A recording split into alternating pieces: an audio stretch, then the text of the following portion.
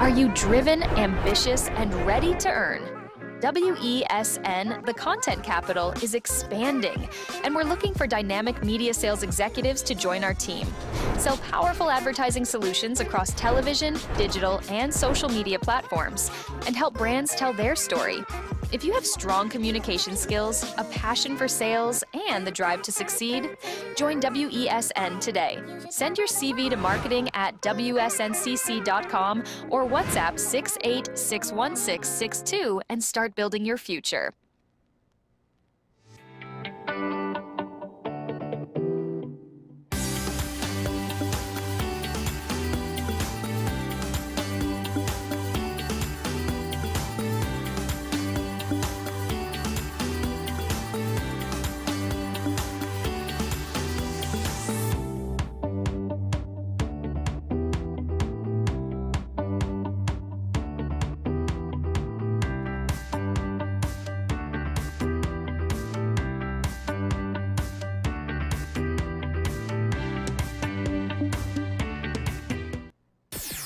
WESN.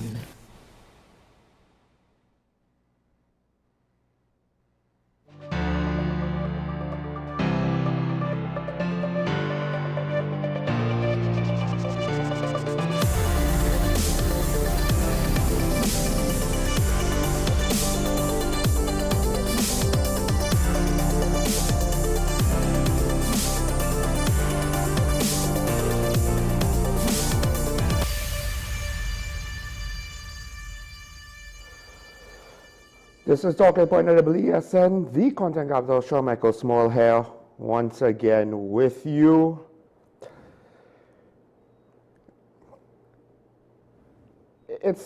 I find myself almost amazed because my instincts was to say we are living in interesting times, but it's almost as though, well, if all times are interesting, is any specific time period actually interesting? At what point could we get a society where, and maybe it's because of the wider world, but a society where, you know, news is a little bit more normal and mundane, less exciting, less tragic, less incendiary, less everything. Less everything. Where more time could be spent about just talking about the progression of life in Trinidad and Tobago and around the world, as opposed to what bacchanal happened, you know, most recently. Of course, the regional bacchanal got more dynamic. We'll get into that a little bit later. One of the things that I want to just mention off the bat, the Met Service is saying that we're not facing an immediate drought, but drier conditions could emerge later this year. Dry season conditions expected through June 2026. Now, this is something that I noticed just yesterday when, you know, riding the car with family, how dry the countryside essentially was, right? By countryside, I mean, you know, the lands on either side of the highway. And of course, there's a whole situation in Tobago where individuals,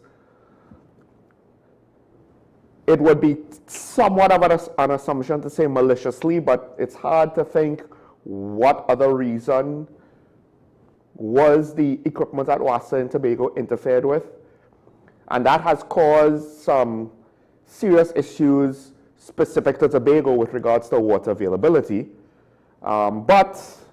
But hopefully that should be sorted out soon. I was told that it's still not necessarily sorted out.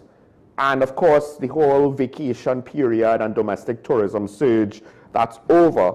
But the water issues still remain, at least for some.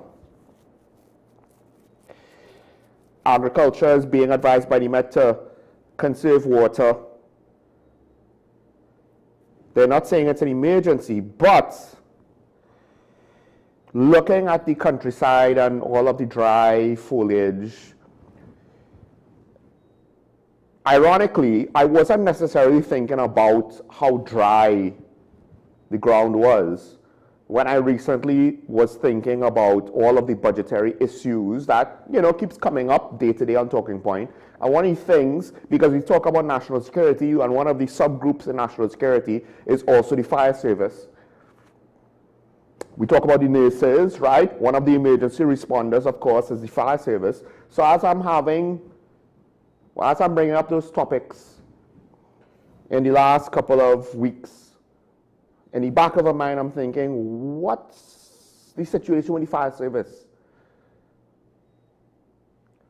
Have those issues with the fire service been solved to a reasonable enough degree that we would not see, at least not easily, what happened to Lisa Morris Julian and her family? Just to kind of be direct and blunt about it. Not that I want to invoke a name to create an emotional response, but the point is that situation was an example where allegedly the system wasn't necessarily going to fail, except it was said to have been overloaded because there were other fires that were reported before and were responded to before. And it left a situation where a house fire around the corner from a fire station could not get a relatively immediate response because they're already seeing about other fires. And of course, then the question is it an equipment shortfall? Because to be fair, you could have had a reasonable level of equipment across the country in various fire stations, but because everything happened at this specific location, that fire station could have been overburdened. All right, that it potentially can happen. And do we have procedures in place to deal with that? Now, so it's a multi-pronged concern.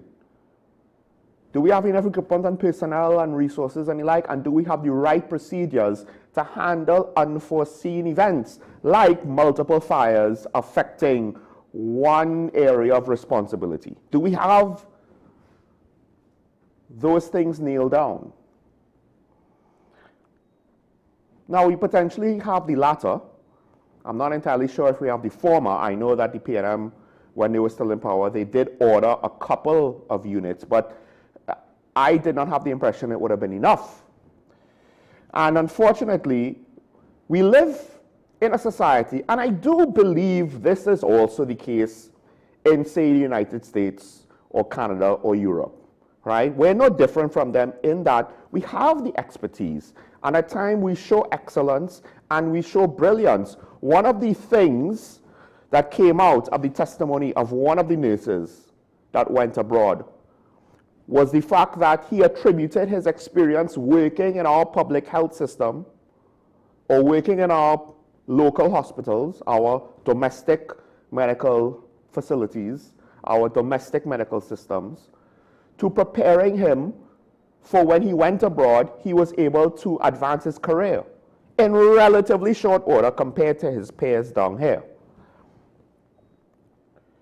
And that is a testament of the fact that our society can show brilliance, can show greatness.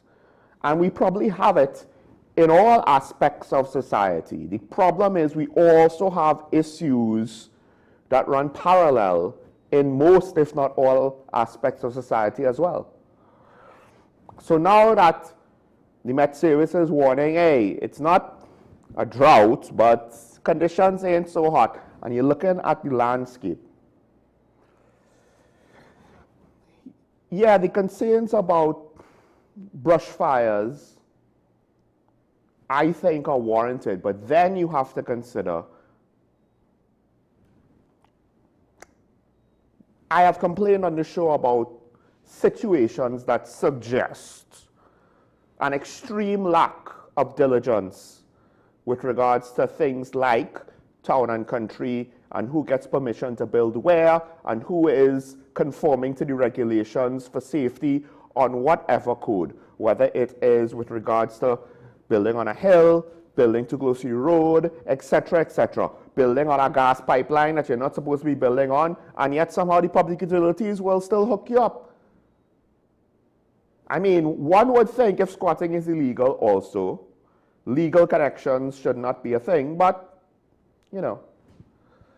And why that matters, of course, is new developments might be close enough. It's not like you're clearing out the whole mountain to put new houses on it, right?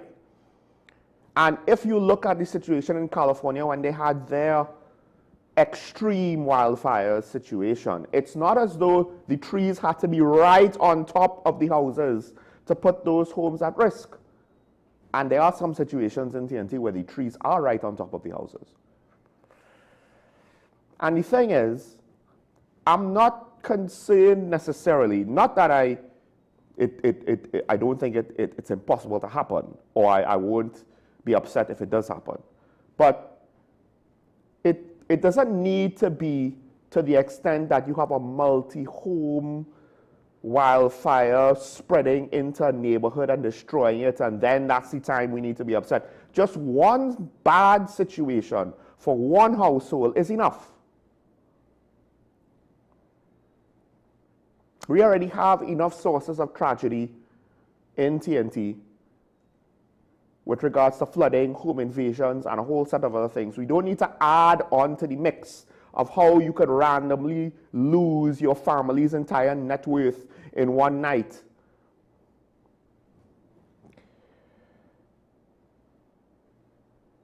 And I feel as though one of the issues is, again, it only takes one to be a tragedy. And they have been in the news, they have been in our recent history, some very tragic situations with fire. And then on top of that, because I was telling some family yesterday, one of the things that will always bother me is any tragic news about children. And with regards to tragic news about children, some of the most tragic stories in my memory over the last 8 to 10 years involve children and fire. Whether it was children trapped in the house and they couldn't break them out, or the one story where the little girl ran back in the house on fire and no one could grab her in time. And there are probably more, and I guess my brain just doesn't really want to remember them. And this is one of the things that I think we do not appreciate enough in TNT with regards to the word, the concept of accident. It doesn't need to be intentional for the worst tragedy to happen. At the end of the day, that jet ski didn't need to intentionally want to harm anybody, but someone was harmed, and it was a little child. In the news just this morning, there's a story about a gentleman was sleeping on a retaining wall.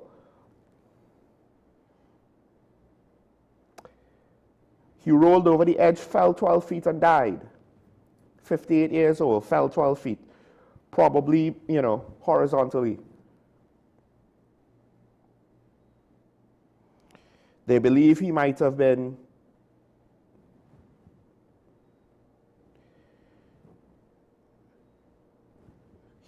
drunk, and for whatever reason, the people around him weren't able to maybe, relocate him inside. The reason why I bring it up is, and I don't necessarily want to condemn anybody, but it's just to show how easily things can turn into a tragic incident. Because if you're not careful, the concept of someone is drunk and they passed out outside, this is not the first time that something like that might have happened.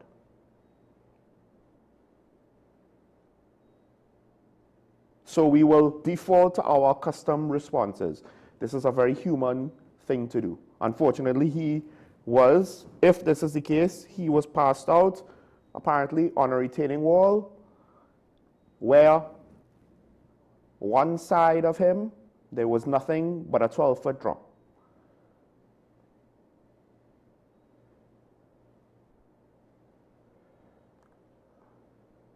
And I mean, we have a society where we take it for granted with regards to drinking and liming and where we pass out. And I know of one incident that's very old. Somebody passed out. Somebody passed out on your road. He wasn't alone. He passed out on your road. And then a car came. And the car couldn't see him until it was too late. And then the driver got into a whole heap load of trouble. But at the end of the day, who expects someone to be passed out on the road? But it's things like that where I wonder if we adhere to the idea of it's a cool scene and we're too relaxed and we're too complacent and we don't necessarily understand in the moment what it means. And then what happens is you have situations like what happened at Pigeon Point that then now we have to react after the fact, but also not only are the victims, their lives are irrevocably changed, but people who are in similar circumstances also now view the situation now with more tension, now with more stress. People in Pigeon Point that same day apparently reported seeing continued water traffic that caused them higher levels of anxiety for the rest of the day.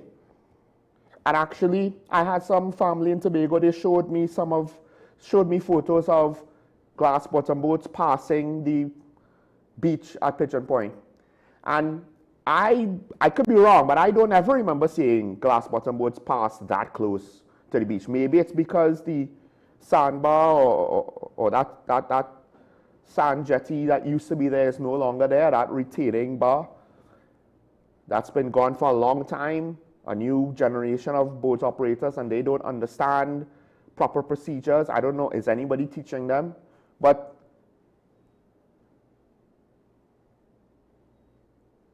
at what point will our culture understand that, look, we've grown, there's more of us, there's more heavy machinery, there's more situations where people could get hurt, and we need to be just a little bit more responsible. Because ultimately the gentleman, if it is the case that the gentleman was drunk and passed out and then rolled off a retaining wall, it's unfortunate.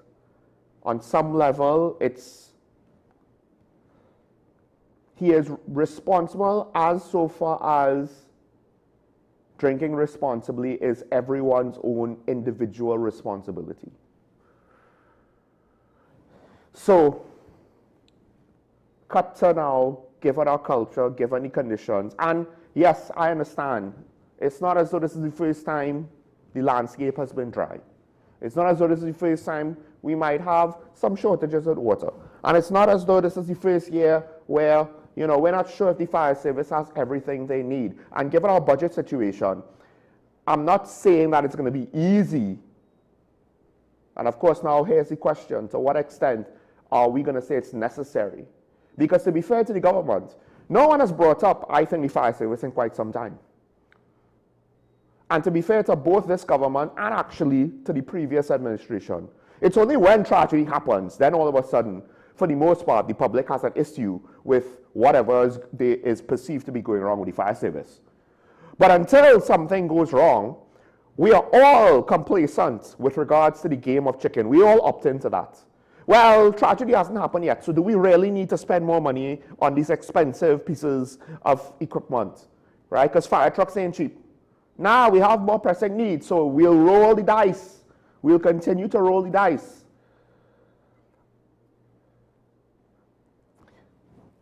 There's still one difference between us and countries like the United States, and maybe between the rest of the world and the United States, to be honest. But there's still one difference between us and them. It's not necessarily the maturity of our politics or the maturity of our societies, right? And I'm not speaking about something like they're just a bigger economy. It's not just being a bigger economy. They had that situation in Iran where one pilot went down and they sent in a whole host of troops and planes to rescue him. And they lost at least 3 planes to the tune of, I can't remember how much money, but it was, I think it could have been $2 billion. It was at least 2 C-130s and another jet, I can't remember, and a couple other jets may or may not have been damaged or what have you. And it was a thing on the internet about spending all this money for one man. But it's not just limited to military effort. When you have an accident in some remote area of the United States or some remote seas, you know, crab fishermen up near Alaska or any sort of situation in the wilderness, it's not just, well, you know, we'll try to get volunteers to go out in their boats and arrive way too late. We'll try and get volunteers to go out into the woods. It's a whole effort that includes already positioned assets like helicopters and the like, which will essentially be pushed to their limits, all the fuel, maintenance hours, spare parts necessarily used up just to get one man. Just to rescue one person. They will expend money. And that, in a way, is a social contract that we never really fully bought into, and most countries seemingly don't. And that contract is, if you are in trouble, society will pull out all these stops to help you. And as far as possible, and it doesn't always work, it's not always the case in the United States, because they also have situations where some people make an accounting decision. But as far as possible, we're not going to put a price tag on human life. And that includes, when done responsibly, when people are acting with regards to their duty to society and to the citizens properly. You don't say, we can't afford this safety equipment or this emergency response equipment or these personnel. We can't afford the extra nurses and the extra doctors. No, we spend the money. What? We don't have an emergency this year. We didn't need to use it. That's okay. And granted, yes, we can't have 10,000 fire trucks. Obviously, 10,000 fire trucks probably will be enough to cover any potential emergency. But it'll be so much that it'll be too much. It'll be a waste. But I'm not talking about going to the extremes. I'm just talking about having a reasonable, responsible level of coverage. Do we have it? I don't know. And it's just something that came up in the back of my mind, that we are so concerned about whatever politics with regard to the budget that we have. And it's not just the politicians now, it's also the people. Because when people want their various grants and their various social services and their various handouts from the government, because compared to most low-income people, the government has infinite money, relatively speaking, right? That's how a lot of our society treats the government. The rich get richer off the government because government seemingly has infinite money. The poor gets assistance from the government that they demand and feel entitled to because the government has infinite money. But what we don't understand is when we want these things, when we demand these things, or when we find the loopholes and the exploits in the system to potentially take the money out, sometimes immorally and criminally. The cost is not somebody else not getting rich. The cost is not somebody else getting a handout. The cost is we can't afford enough fire trucks. The cost is we can't afford enough life-saving equipment. That's the cost. Fire trucks are not the only thing that the fire service reportedly had equipment shortages and resource shortages for, by the way. It's just the most glaring thing that I could point to, that I could offer of my memory.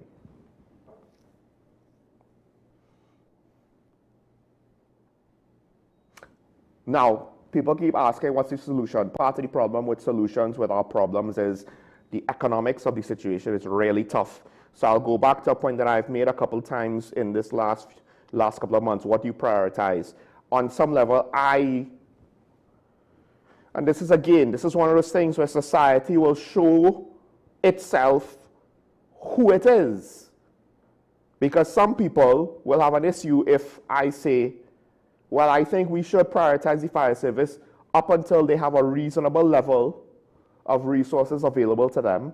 And that has to be for those things that are ongoing costs maintained year to year. And we might have years where there is no fires. I don't know how many fires, significant fires, house fires we have a year. There might be years where seemingly we don't have a need for all of this fire equipment. And then people are going to say, oh, that's a waste of money. Why waste that money for? There will be people that say it. There will be people that say it. No matter how surprising you think human behavior is, there's always somebody, somewhere, that will think that way. And of course, we have so many priorities. But I guess it comes down to, this is why there are a lot of people who like living in America. For all of its faults, one of the things that it does is, when there's an emergency, there are a lot of people over there that's going to run towards the danger. But more importantly, a lot of the jurisdictions spend a lot of resources in anticipation of emergency, just in case. Better to expend things and money than expend lives. And we might think that's our approach, but do we really, in all aspects, look at it that way? I mean, just the police service alone, I would argue no. Certain resources are being shortchanged. I won't get into it. In some areas, fortunately we have. Because our small airline has a relatively good safety record, and it's not something we could afford to see tarnished in any significant way. And that's something that is an intangible asset, but we're not necessarily utilizing the actual airline itself and the intangible asset it has with its safety record. Not fully, anyway. So that's just my thoughts on that minor issue, I guess. I hope that we don't have any kind of fires within the next couple of months. I really do hope that. I don't want to. This is one of those things where I would rather be proven wrong by circumstance. What are you talking about? You see, we had no fires this year. I don't know why he said that nonsense. You know, I rather that. I rather be considered someone who cries wolf than someone who ended up being right by circumstances falling through that way. Because that's one of the things with commentary. All too often, it's warning society about what can happen that could go wrong. You don't want to be proven right. You want to be proven wrong.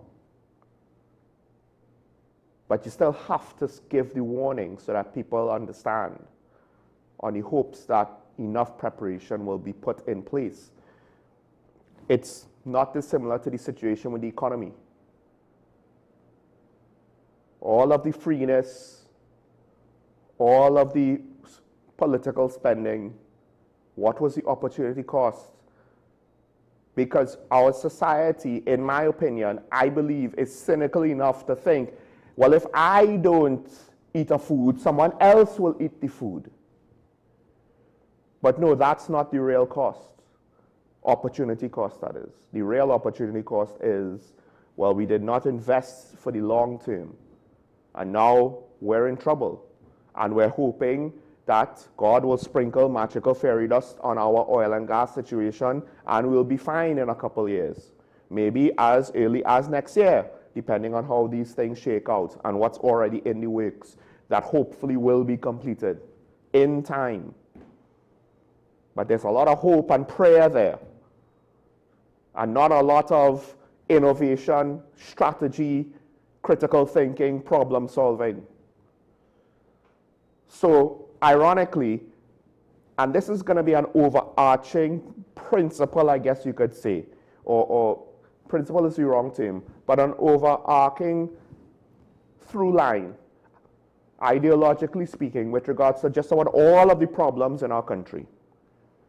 One of the issues is the budget and the economy, the lack of diversification, it being the private sector not being as big as it should be, not being as robust as it should be, not being able to generate the jobs that it should be generating, not growing and developing to be a more sophisticated economy,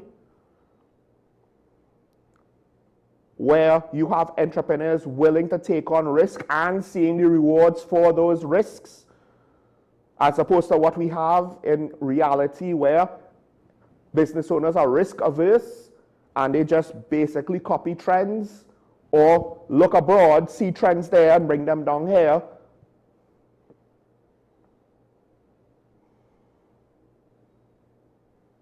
And of course then the economic situation goes to the political situation, which then goes into maybe the voters need to choose better candidates.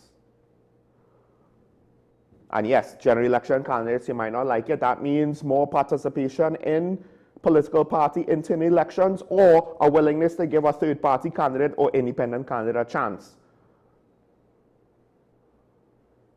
Because if we were willing to give third party or independent candidates a chance, maybe better and better people will decide to participate as outsiders to the system. And that could put pressure on the political system to evolve, because it hasn't evolved since the beginning. And a lot of people want to blame the PNM because they were in charge for most of the history of the country. Two issues with that. One, the population put them there. You could say you didn't vote for them, but at the end of the day, you are part of the society that voted them in. And two, whatever political practices or malpractices that historically the PNM has done throughout its lifetime, I would argue other parties for the most part have also done. They are more similar than different. So, do we want to spend that money on the fire service? I don't know. I mean, it would help if the government just didn't give out 10% because of political favors, seemingly. Let's take a break. When we come back, conversation continues. This is talking about wesn Content Capital. We'll be right back after this.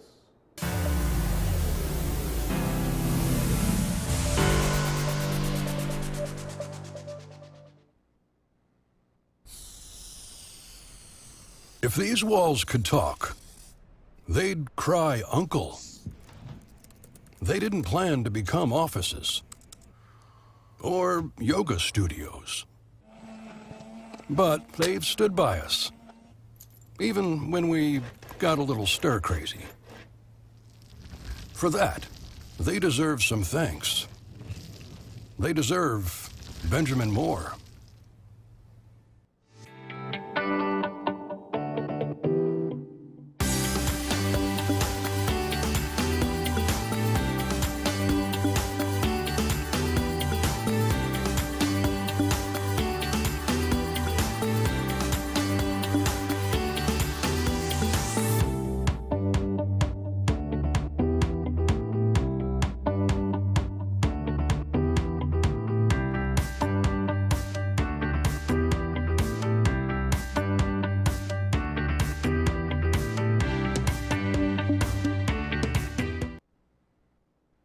Are you driven, ambitious, and ready to earn?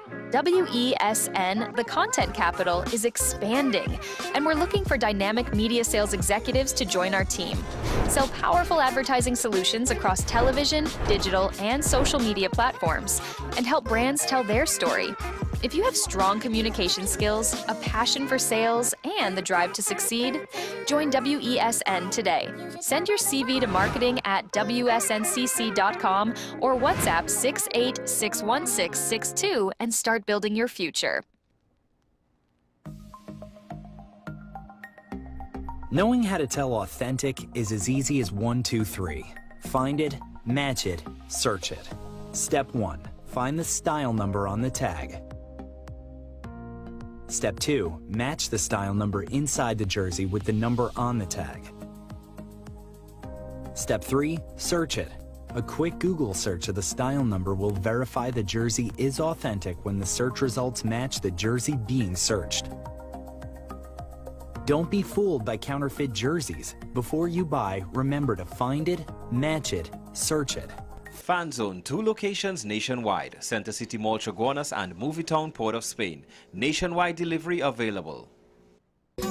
Take some time for yourself or spend some time with the family at Sandy Point Village Hotel. Enjoy our various studio and suite apartments, self-contained with their own kitchenettes and Wi-Fi. We also have our famous 100-foot swimming pool and our beachfront restaurant, the Steak and Lobster Grill. And our location in Crown Point puts us near the center of activity from the nylon pool to the local nightlife. Call us and make your reservations at 639-8533, 389-2378 or email us at sandypointvillagehotel@gmail.com.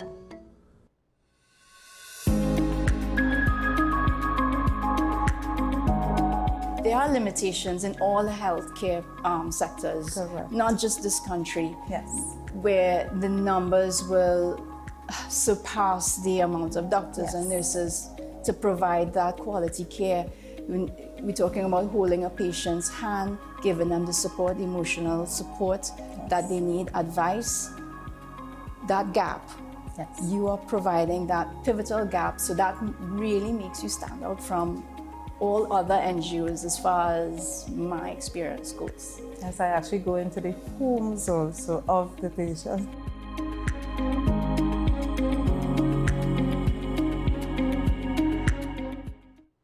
Hi, I am Emiliana Beechan and I am a mental health and conflict resolution consultant. Welcome to Mind Matters, the show where we explore the intricate world of mental health and the art of conflict resolution. Join us as we hear from mental health professionals, conflict resolution experts, and everyday people who have transformed their lives through understanding and communication. Mind Matters, WESN Content Capital. This is 10 Questions. I'm Andy Johnson. The distance from where we should be in the world in going forward on our commitments with climate change. The effects of climate change that cannot be accounted for, it's called loss and damage, and we're seeing loss and damage happening so much more in this decade and the previous decade. The principal term there was this question of the correspondent banking issues. That is why we're trying to build capacity with this country here, Trinidad and Tobago, and other countries in the region. Man is not showing any signs of stopping or even slowing down. More than half of the forest in Trinidad is already gone. All the plants and all the animals and all of the nice clean water and fresh air and everything had to be on this planet for humanity to have a chance. We have small change when it comes to countries that can take decisions, and when they speak, the world listens. The General Assembly is a very democratic forum. And Trinidad and Tobago has the same vote as Canada, in spite of the obvious difference in size.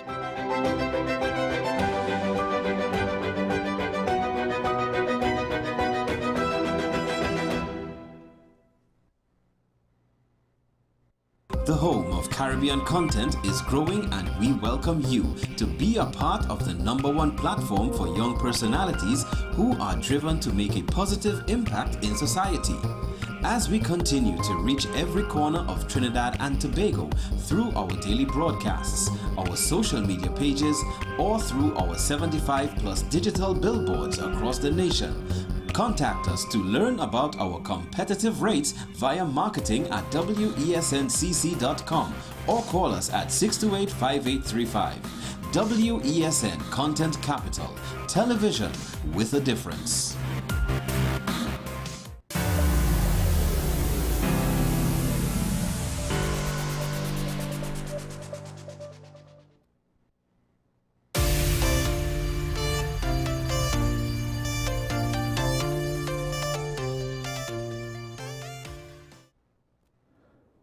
Now the situation, welcome back to talking about the situation with regards to the Middle East has extended to the region already in a couple of ways. Now we'll get into the more practical side of it in a bit, but of course recently it was reported that one our country has designated 3 organizations as terrorist organizations, and 2, the United States has, well, it was reported again, but I believe it's the same situation, but it has been reported again this morning with regards to the adjustment in the travel advisory to Trinidad and Tobago.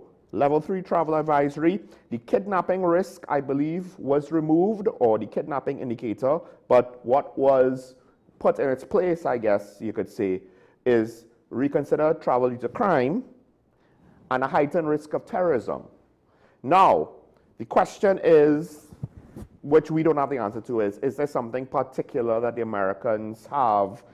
They potentially shared it with our government, and our government then responded by putting these 3 groups on a terrorist watch list, or designated them as terrorists. So there have been, of course, more opinions about it. And one of the first things I'm going to say again, and maybe I didn't say it enough, is I do find it somewhat interesting. I could be wrong, but my impression of this whole situation is we're not necessarily treating with the concept of radicalization, ideological radicalization. Let me put it that way. Yes, it's centered around the same religion, but I'm not necessarily going to say it's just because of the religion per se, but rather than, of course, the people who will exploit the religion. Ideological radicalization, I don't think we're consistent about it, because one of the things in the press with regard to this whole situation is that one stakeholder is concerned that these sorts of things can lead to Islamophobia. Is that the correct term? Any sort of bias, bigotry towards practicing Muslims. I find it interesting that it's said in this case, because I feel as though we already have that, technically speaking, with regards to our nationals in Syria, when there is some local sentiment of we don't want to risk the radicalization of those individuals then coming here and being played out here, right? Now, that might seem unfair to the people whose voices, opinions. I'm not necessarily looking to say that it's Islamophobic or what have you. But what I am saying is, if that's your concerns,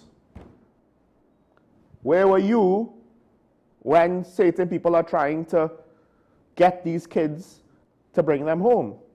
When now 2 administrations potentially are, you know, kind of just giving lip service to the situation, but not really actively doing anything urgently to solve the situation.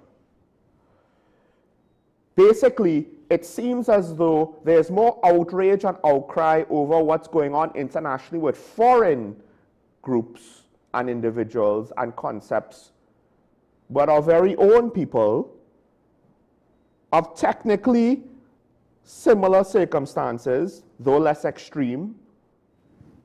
Yes, I know you might not agree with the last part, but I'm going to say it that way. I just kind of ignored and pushed to the side, and it does make me wonder, is it really just about concerns with regards to public perception and bigotry and the like? Or is there something more to it?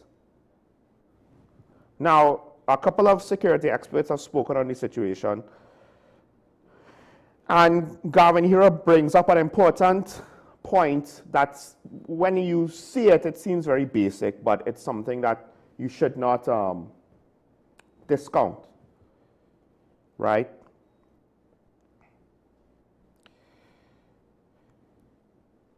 Enforcement of policies or legislations aimed at tackling the migration of terror groups should be done with precision, clarity, and fairness.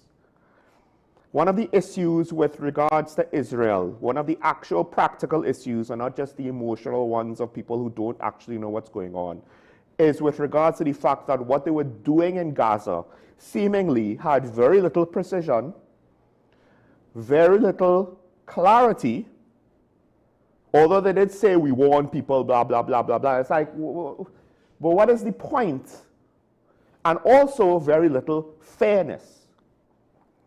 Because the issue, of course, is when you are trying to fight an ideological movement, even an extreme one, the problem is it will be amongst a society of civilians who, to varying levels, will ascribe to that ideology. And by varying levels, I also mean people who disagree with it. But unless you do some ridiculously impractical exercise, how do you separate the individuals? And even then, of course, committing violence against those that might ascribe to it on some level, how justified is that if they actually haven't done anything to you? Hamas is separate technically to Palestine. One could argue they come from the society, but at the end of the day, they are not the limits, the complete group of the society. You can't put all Palestinians or all people living in Gaza and just put them all under the umbrella of Hamas and say, well, fire burn all of you. And Commander Hira's warning is summed up in this quote. It is critically important to emphasize that this designation must never be interpreted as a position against Islam or the Muslim community in Trinidad and Tobago. Because not only do we have the complexity of just the general, if we're not careful, you know, what sort of unfair treatment might be doled out, but then we also have to understand that in many ways, the Muslim community here is not quite the same thing as the ideological situations abroad. Yes, I understand there was a thing where somebody recruited local people to go to Syria once upon a time. At the end of the day, it's still just one man or one organization or what have you. You can't use that to judge an entire religion in a whole separate country, removed from that. Any attempt to conflate terrorism with Islam is not only inaccurate but dangerous. Yes, in that one of the issues that a lot of observers had with Israel when they were doing what they were doing to Gaza was how many more ideological fighters are you creating by inflicting pain and suffering on them and their families, turning more young men to a path of violence in order to retaliate. Regardless of whether Hamas or not was justified in what they did, I think that they weren't. The last thing you want to do in a situation like that is to bolster the recruitment of the very thing that you feel threatened by, is to bolster the amount of people who are going to support the very thing that you feel threatened by.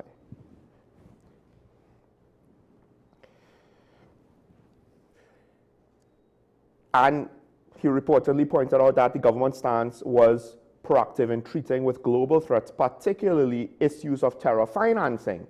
It's interesting that one of the things with regards to this situation was state terrorist blacklist will impact funding. That's one stakeholder from a report earlier in the week. I'm wondering exactly what does that mean. Now, I don't think it necessarily is concerned that the funding was coming from these organizations, although there will be some who think that is the case. And it is not completely unreasonable to consider that possibility. But then there is also the fact that by declaring these organizations as terrorists, certain nation states and legitimate religious groups who view the politics differently to us or to the West might look at the designation as a bad thing and respond accordingly, or be concerned about getting caught up in some sort of Spanish Inquisition and pull away. But I think one of the issues is that local stakeholders need to understand You don't want to respond to something after the fact. At what point do we need to see something happen in Trinidad to say, oh my gosh, look at what's going on, we need a response to it? Sometimes you want to be proactive. And the thing is, again, as long as you do what Commander Hira said and you respond accurately, fairly, you're not just saying, oh, where are you from and what's your religion? Okay, that means we have to full body search you. That means we have to humiliate you. That means we look down on you. That means we insult you to your face. That means we treat you in a manner that is obviously and objectively unfair. Because you're dealing with organizations that don't represent the entire society from where they originate, the entire religion they claim to represent. And on some level, their background as a religious, as a geographical, as a government group, it blurs a lot of lines and it exploits a lot of assumptions.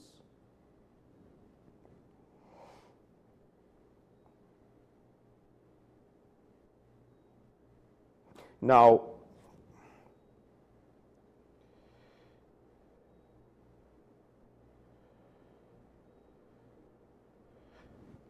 I mean, Commander Hira said it here as well. Such narratives with regards to conflating terrorism with Islam risk alienating law-abiding citizens and undermining the very partnerships needed to combat extremism. It's not too dissimilar, but not quite the same as crime fighting.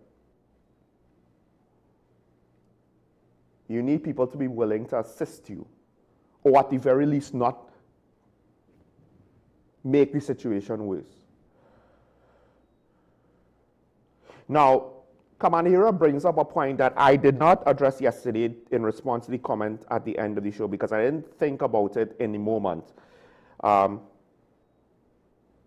Because retired Lieutenant Commander Dindial brought up the legal basis for the designations and singled out the IRGC, which reportedly he described as a legitimate army of Iran, a United Nations member state, it goes on to say. Now, is it a legitimate army of Iran? That's an interesting thing to say. Commander Hira, he described the situation as a military and ideological instrument of Iran, which projects influence across regions. But I would argue that it probably goes a step further to that with regards to what it means to be an ideological instrument of Iran. Now, one of the interesting things about terrorism is usually there's a new part to the definition that I haven't seen before with regards to violence against non-combatants, which to some extent I could agree with, because when you have violence against the military, especially if it is a state-sponsored entity versus the military of another state, at that point in time, arguably, there's a much older traditional definition of that, and that's just called a military attack. You know, my paramilitary organization attack your military organization. It's not quite what terrorism was meant to define. Terrorism is more about violence against non-combatants for an agenda, to create fear for the purpose of advancing an agenda, not just to create fear. What's interesting with the IRGC is one could argue a significant amount of what they do is to some extent doing that on their own people. That will then lead you to maybe consider them as something else technically, and that something else will imply an equally ugly connotation. But the IRGC is an interesting point. To what extent are they operating on foreign soil, committing actions against foreign non-combatants outside of their country? I'm not read on the organization enough to know. But let's not forget, I believe it was Iran where there was a young lady that didn't want to wear a headscarf, and let's put it this way, for a Western democracy, and yes, there is a very big ethical question with regards to taking our sensibilities and our sense of morality and our standards and what we think is just and what we think is correct and saying others should also believe that. And there are certain things where it's somewhat obvious that, look, you can't just impose your culture on other people's culture, like with regards to how some countries take the working week responsibilities on the job, responsibilities to family, they just look at it differently. But how they feel about it is strong enough that it is a societal standard and it differs from country to country. That's fine.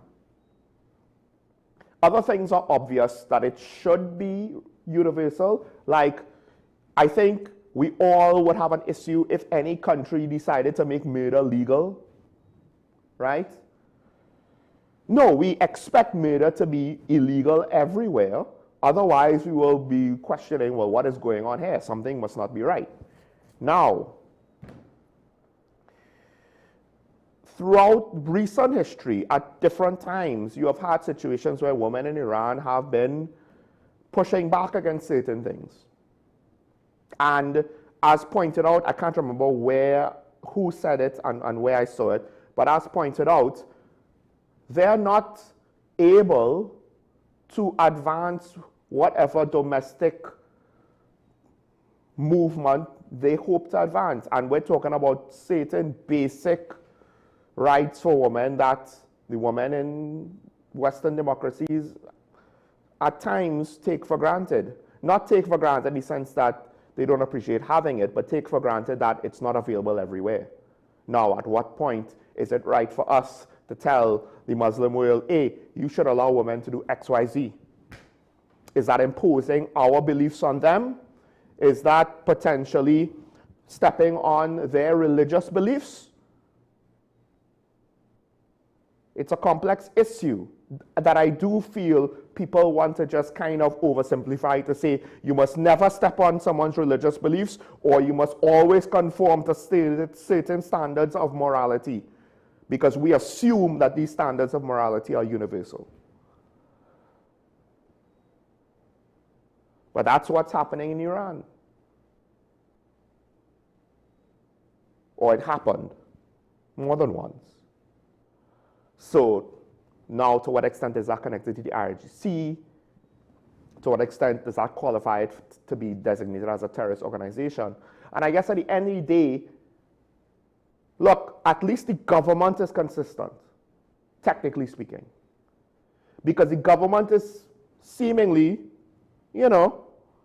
shuffling its feet, not actually trying to advance on the issue with regards to our nationals in Syria because of maybe security concerns and the like. Fine. To me, on a very basic level, this is an extension. Because there are people in society that are concerned of our nationals being radicalized. So this is not singling out any individual citizen that might be seeking asylum. This is looking to single out anyone connected to an organization whose behavior, when you get down to it, objectively speaking, are not things that we would want here based on the responses that I have seen, not mine, with regards to our own citizens.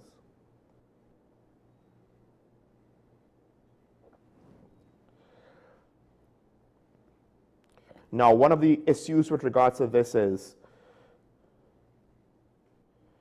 because one local Islamic leader is calling, this is the report, on the government to reassess this decision. Because the move risks importing foreign geopolitical conflicts into TNT's domestic, legal, and political space. Now, here's the thing. I'm not entirely sure if I agree with this, right? Because I feel the risk of that happening exists anyway. It exists just on the basis that we are connected to America, even before our Prime Minister has seemingly become or has a desire and is making messages, statements, and moves to align our nation closer to the US.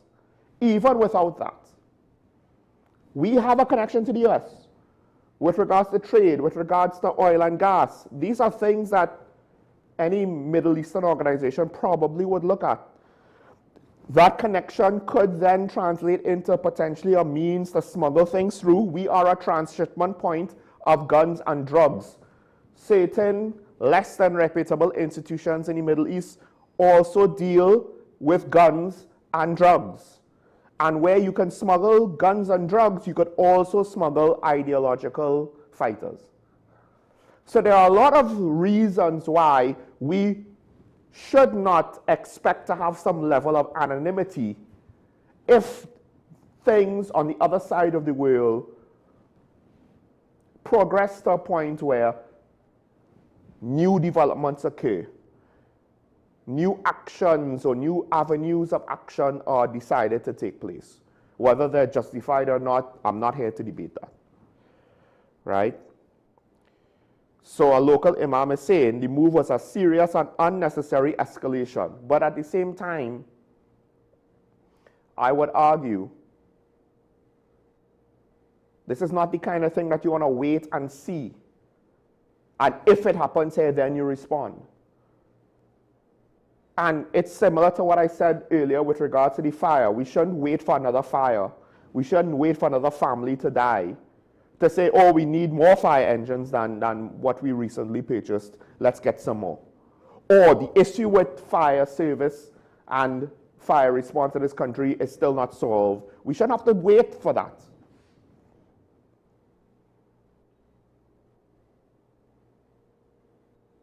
So the responses are interesting. And my concern is, because I understand why such responses could be had on a complex issue like this, but I suspect that there will be laymen that will look at some of these statements by certain stakeholders and say, well, why are you saying that? It sounds like you might be aligned with these people. Maybe we should look at you funny. Maybe we should judge you on these statements with the presumption that there's more underneath the surface. And I'm not saying that I believe that. I'm saying to caution, be careful how you frame certain things. You may imply meanings that you do not intend. And with regards to things like bigotry or people's assumptions, the court of public opinion, it's not fair. It will never be fair. It doesn't have to be fair and responsible and reasonable. I mean, when COVID happened, what was the situation? All of a sudden, Asians around the Western world were concerned about irrational acts done against them because of COVID. There was some. It doesn't have to be reasonable. It doesn't have to be logical. So, now there is a practical side to this as well. Well, first of all, with regards to the designation, part of it too is, and yes, you might say that it sends an aggressive message that could elicit a response, but it also sends a message that, hey, we are active on this situation. We are not sleeping on it, which is usually for bad actors anyway, right? Whether it is from these three organizations or some other vector. Anyone that is sleeping on an issue, that's an avenue to exploit. That's a channel or door that you could utilize and exploit to go through unnoticed until you're ready to be noticed. But I do wish,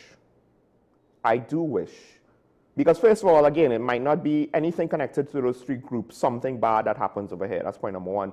Point number two, what is it that we are potentially not being told? And I guess I understand there might be security considerations if they have some intelligence and you need to protect sources and methods and blah, blah, blah, blah, blah. But unfortunately, when we are in a situation where the politicians of Trinidad and Tobago are not want to practice transparency often enough, when there are times that we need to give them the benefit of the doubt, it is very difficult to do so. So we're now in a bind and between a rock and a hard place, because there might be extremely legitimate reasons of if there's anything specific, they really can't tell us. But at the same time, it's harder and harder as a society to say, oh, that's okay, we believe you. That's fine. We're fine with this. We don't need to know. We don't need to assess it for ourselves because we trust your judgment. But then, to go a step further, CARICOM is looking at the wider situation with the conflict in the Middle East and saying we need to have a response. The response of what they're talking about with regards to this Middle Eastern situation is with regards to food security because of the economic fallout. The economic fallout, of course, being the fluctuations in the price of oil and gas. If it goes too high, then transportation costs go too high. If transportation costs go too high, one, that will directly impact food costs. Two, it will affect the cost of living overall, which could harm the economies from which we import the food, which will further compound potential inflation and food costs going up. And we kind of saw that already, right? The food costs went up, they didn't come back down. They stabilized locally, certain things, they went too far and they had to come back down because, you know, how many tomatoes are going to just be sitting on the shelf, no one's going to buy them. Sweet peppers sitting on the shelf, no one's going to buy them because of the ridiculous heights of the price that they reached. But generally speaking, globally, it seems as though in the Western world, the food prices did not overall come back down. So we're already behind the 8 ball on this. CARICOM is looking to have a response with regards to food security, right, and macroeconomic stability. And those things, ironically, one could argue for the Caribbean region, more than anything else, more than mutual security, more than being a voting bloc in the UN, food security and macroeconomic stability, that's what CARICOM is for. Because it allows us to, one, pool our resources, pool our respective domestic markets into a potentially larger market, domestic market, to act like a pseudo-domestic market, singular, and allow us to benefit from certain levels of economies of scale that we could not benefit on our own. Allow us to benefit from specialization in ways that we cannot benefit if we are on our own. And it makes the whole situation with CARICOM seemingly more unfortunate to me. The one saving grace is that at least we haven't had anyone outright say, well, I'm out. This thing makes no sense, I'm out. But the whole situation is, it's the diplomacy of it. It's very uneasy, to be honest. I'll take a break. When I come back, I'll get into CARICOM, then we'll open up the phone lines. Because, of course, something happened between yesterday and today with regards to CARICOM. More shots fired. Stay tuned. We'll be right back after this.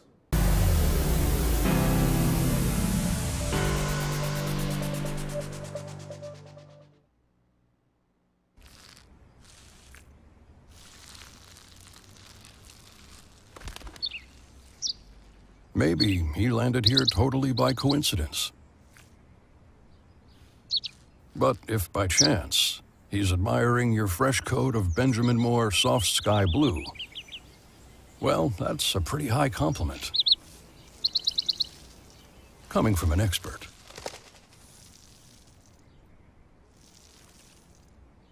Hi, I am Emiliana Beechan and I am a mental health and conflict resolution consultant. Welcome to Mind Matters, the show where we explore the intricate world of mental health and the art of conflict resolution. Join us as we hear from mental health professionals, conflict resolution experts, and everyday people who have transformed their lives through understanding and communication. Mind Matters, WESN Content Capital. Are you driven, ambitious, and ready to earn? WESN, the Content Capital, is expanding, and we're looking for dynamic media sales executives to join our team. Sell powerful advertising solutions across television, digital, and social media platforms, and help brands tell their story. If you have strong communication skills, a passion for sales, and the drive to succeed, join WESN today. Send your CV to marketing@wsncc.com or WhatsApp 6861662 and start building your future.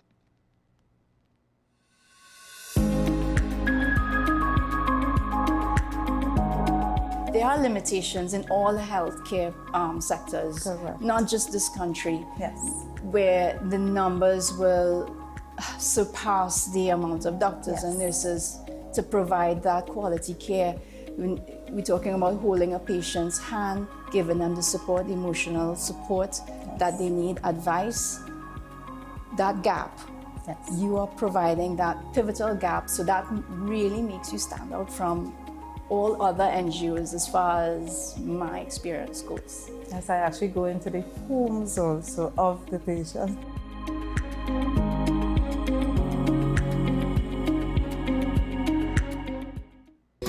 Take some time for yourself or spend some time with the family at Sandy Point Village Hotel. Enjoy our various studio and suite apartments, self-contained with their own kitchenettes and Wi-Fi. We also have our famous 100-foot swimming pool and our beachfront restaurant, the Steak and Lobster Grill. And our location in Crown Point puts us near the center of activity, from the nylon pool to the local nightlife. Call us and make your reservations at 639-8533, 389-2378, or email us at sandypointvillagehotel@gmail.com.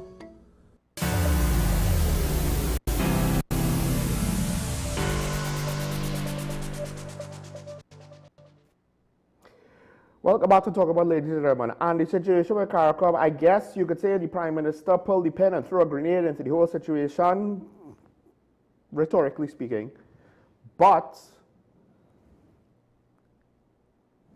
she has also said alongside that, first of all, we are not leaving CARICOM. The thing is, we have seen this kind of statement where, you know, it's hard to tell if the statements of a continued engagement, how accurate are they? We've kind of seen this with regards to Venezuela. Oh, we're still good friends with Venezuela. Oh, our Prime Minister's persona non grata by the Venezuelan government.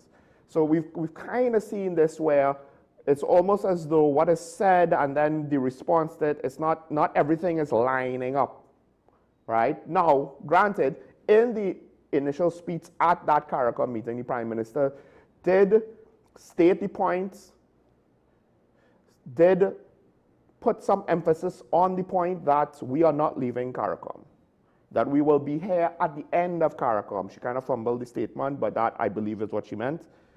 We were here at the beginning, we'll be here at the end.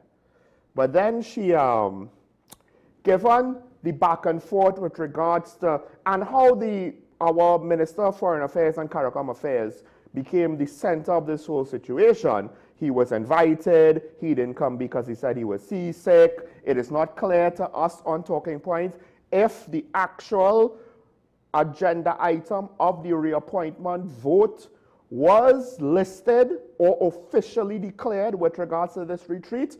We did, however, say that something like a retreat is important, and representatives should have been there, because even if it's an informal situation, important discussions could be had in informal and casual situations, right? Except, of course, there was also the caveat that it seemed as though on the documentation that was revealed, it said heads of government only. And then the Prime Minister on her social media, I got it from her social media, I believe it might be her personal Facebook page, and it made the rounds on the media yesterday, put up a couple of photos. This is the main one, right? And this is a WhatsApp message, apparently, from the Secretary General. Good morning, foreign ministers. Chairman PM Drew has indicated that today will be a heads-only retreat, notwithstanding any indication otherwise. He would like it to remain heads only. He apologizes for any inconvenience. Now, this suggests that there was dialogue before because of the apology for any inconvenience. This suggests that there was some consideration, or perhaps it was in place for the foreign ministers to show up. And of course, certain heads weren't available. And then you have to apologize for the inconvenience because maybe the guests are switched. The chairman wants it to be a heads-only retreat. Minister should therefore, going on the statement, the minister should therefore remain for the community council meeting to complete its work, including those agenda items from which the heads agenda, which community council is to consider and provide recommendations to heads for adoption. And then the image goes on. Now, I don't know if this is an edited thing. It seems as though these two statements or these two texts came one right after the other. Distinguished ministers, greetings. We are waiting your arrival to start the council of ministers meeting, which we started on Tuesday. We need to complete the agenda. We should have resumed at 9 a.m. today, Thursday. Thanks, Chairman Dr. Douglas. Right?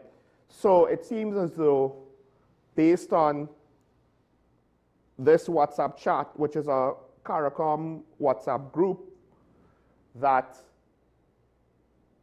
this whole thing about Minister Sobers not being there when he was invited, but he said he was seasick, and how he could be so unprofessional, that's the implication, might just be a moot point because, and this could be what the minister meant by saying disinvited. Now, because we weren't sure, what did he mean, or what did our government mean when they said certain people were disinvited? Because Antigua and Barbuda and the Bahamas also were not present for that situation. Technically, it is literally correct. They were probably, and that's why I said that the most important line is, notwithstanding any indication otherwise he would like it to remain heads only, he apologizes for any inconvenience. So the two statements, the two sentences there, that is towards the end of the first paragraph and the first post. Because the context of that is implied is this is a change. And of course, there was indications that CARICOM contacted Minister Sobers, and yes, he said, well, I get seasick, so I might not come. And he says it was a joke. On some level, maybe, I don't know, making jokes, to what degree is it responsible? To what degree was it unprofessional? It's kind of besides the point because of this. Assuming it is true, and I'm not saying that because I don't believe it, I'm saying that because I'm just putting a disclaimer. For the most part, everything with regards to this whole topic, we assume to be true unless refuted directly by the other side, right? In both our government's case and CARICOM's case. Yes, on some level, this is a disinvitation. Now comes the question, the million-dollar question is, our Prime Minister is gone. It is set up that our Minister of Foreign Affairs will potentially come to this retreat. The chairman of CARICOM said they only decided to reappoint Dr. Bartlett on the day of. Sorry, that is the implication, I believe, of the documentation, right? I don't know if he actually said that himself. Or wait, or did he? And anyway, it's so convoluted at this point. Trying to piece this thing together in a coherent picture is a pain. Did they actually make that decision the day of? Or was it always on the agenda, just not specifically mentioned? Because then it is a lot easier to assume that this was intentional. That what you see there, particularly right there, right at this point there, was an intentional act. I'm not saying it is. I'm saying the speculation on that is a lot easier. The speculation with regards to the government saying, and our Prime Minister had some very choice words on this matter. Let me get one of the quotes here. She insisted the regional body cannot continue to hide a corrupt backroom operation that rots the organization to the detriment of the Caribbean people. One of the implications of this whole thing was that potentially CARICOM was being operated in a more laissez-faire way, which is why I said what I said yesterday. And I'm wondering to what extent is the laissez-faire attitude of Caribbean people. There's nothing wrong with that as long as you understand time and place for everything, right? And at times, I can't speak to the rest of the Caribbean, but I would say, in my opinion, we don't always understand that here in Trinidad and Tobago. We are accustomed to having all the extra holidays, and you know, the week before Carnival, some people might not show up to work. Or it's a long weekend. No, it's not, because Friday I have work. Well, some people might not show up to work either. They told if Tuesday is a holiday. Monday, kind of shaky depending on your business and if you have to enforce it. So, is CARICOM kind of being run a little too loosely? That is one of the implications you can speculate on. There's no evidence to my satisfaction to say this is definitely the case. CARICOM is definitely corrupt. There's definitely some backroom operation where there's a whole host of, you know, informal dialogue which is making too many important decisions in too haphazard of a fashion. No, we don't know that for sure. The implication is this whole situation was a little bit too laissez-faire and it got out of hand. First they invited, then the chairman wanted heads only, things got out of hand, right? And it could very easily be a situation where there was nothing intentionally done, it's just that there was no one to be the adult in the room to say, listen, I know it might seem like a minor thing now, but maybe we should be more careful with regards to how we do certain things and not do this reappointment this way, to avoid a lot of stress and issues and complaints.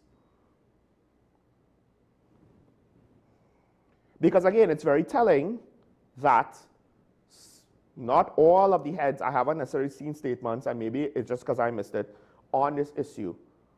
Not all of the heads of government have spoken. Right? Now, President Irfan Ali, he said it followed procedure. Yes, on some level, the vote, and I believe I said this from the very beginning of the second day, the procedure might have been followed with regards to the reappointment.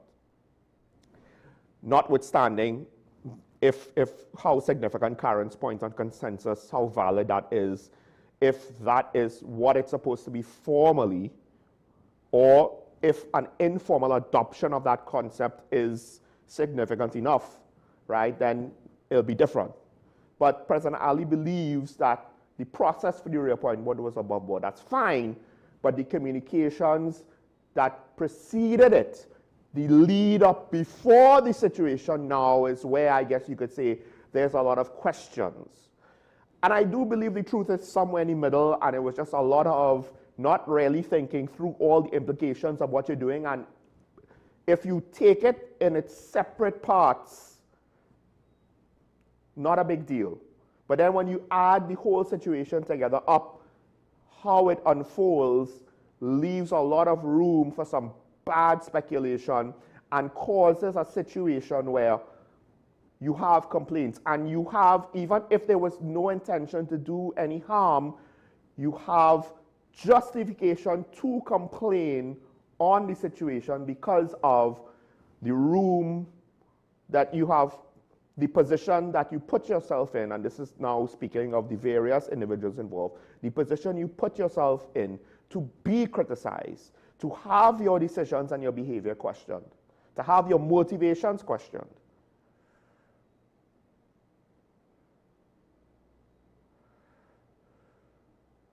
Now, part of this is, there's an interesting statement made by Barbadian political analyst Dr. George Brown. Well, I'm sorry, I'm going to butcher the name. I know I should know the name, like how Colin Butcher should know how to pronounce Buko. I apologize. But one Barbadian analyst, he has, and I don't know if he necessarily saw the social media posts by our Prime Minister with regards to the CARICOM WhatsApp messages, but he said, washing of dirty linen in public is detrimental to the fabric of CARICOM, and he's mainly directing that to our Prime Minister. undermines regional unity. Now, the problem is our government the only ones doing this? Because I would argue, we had a very unsolicited opinion coming from the former Prime Minister, St. Vincent and the Grenadines. Now, I get it. On a personal level, I understand the logic. He probably has an axe to grind against the UNC. And on a personal level, I can't blame him for that. Except, I did say Minister Roberts should not have said and done what he did. And he could try and say that he did not intend for it to affect the elections in St. Vincent and the Grenadines all he wants. I have a hard time believing that based on the timing of the situation and the fact that such an important issue is no longer worthy of his public attention. Ain't that convenient? So I get it. I get that Ralph Gonsalves feels slighted. However, as I disagreed with the actions that potentially slighted him, I will thus disagree with his potential retaliation. So he is but another individual who is also airing dirty laundry. But here's the thing, based on this message, the whole hullabaloo about Minister Sobers and how, oh, he weak and he's seasick and he da-da-da-da-da-da. Okay, one of those things I might have thrown out yesterday, I can't remember, right? But the whole hullabaloo with regards to Minister Sobers now seems to be disingenuous at best. And I have to question, to what extent did the people who spoke about Minister Sobers, did they account for apparently messages that he received that essentially, on a literal level, but maybe not necessarily with regards to the spirit of the messages, disinvited him from the meeting where this reappointment took place? Because Mr. Gonsalves in St. Vincent, he has great sources. Did he know about this message and then decide on the course of action that he was going to undertake? Because I would argue, I do think that the arguments being given now seem more hollow. So this whole situation, the Prime Minister with that one social media post threw a grenade in the whole thing. Now, it still doesn't mean, in my opinion, that our government is justified with this very standoffish attitude with CARICOM, which could have contributed to this whole mess from the start. But two wrongs don't make a right. I don't necessarily think, and I have had to say this a lot because I feel as though this issue has had so many twists and turns. So, on the basis that I don't see anything that will cause me to change my opinion yet again,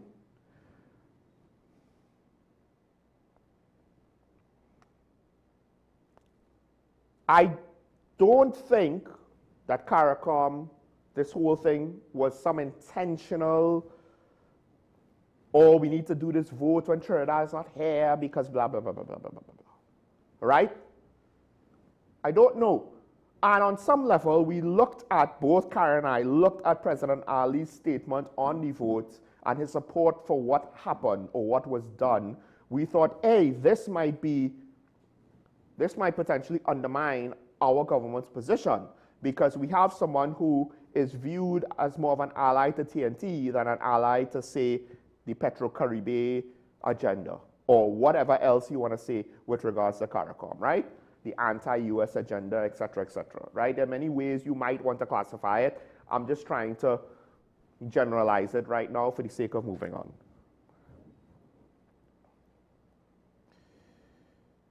Except, again, this situation might be complex enough where President Ali might be correct in what he said, but it doesn't actually mean that there is no fire when Minister Sobers is basically pointing out smoke. Now, it might not, again, be as bad as how he said it.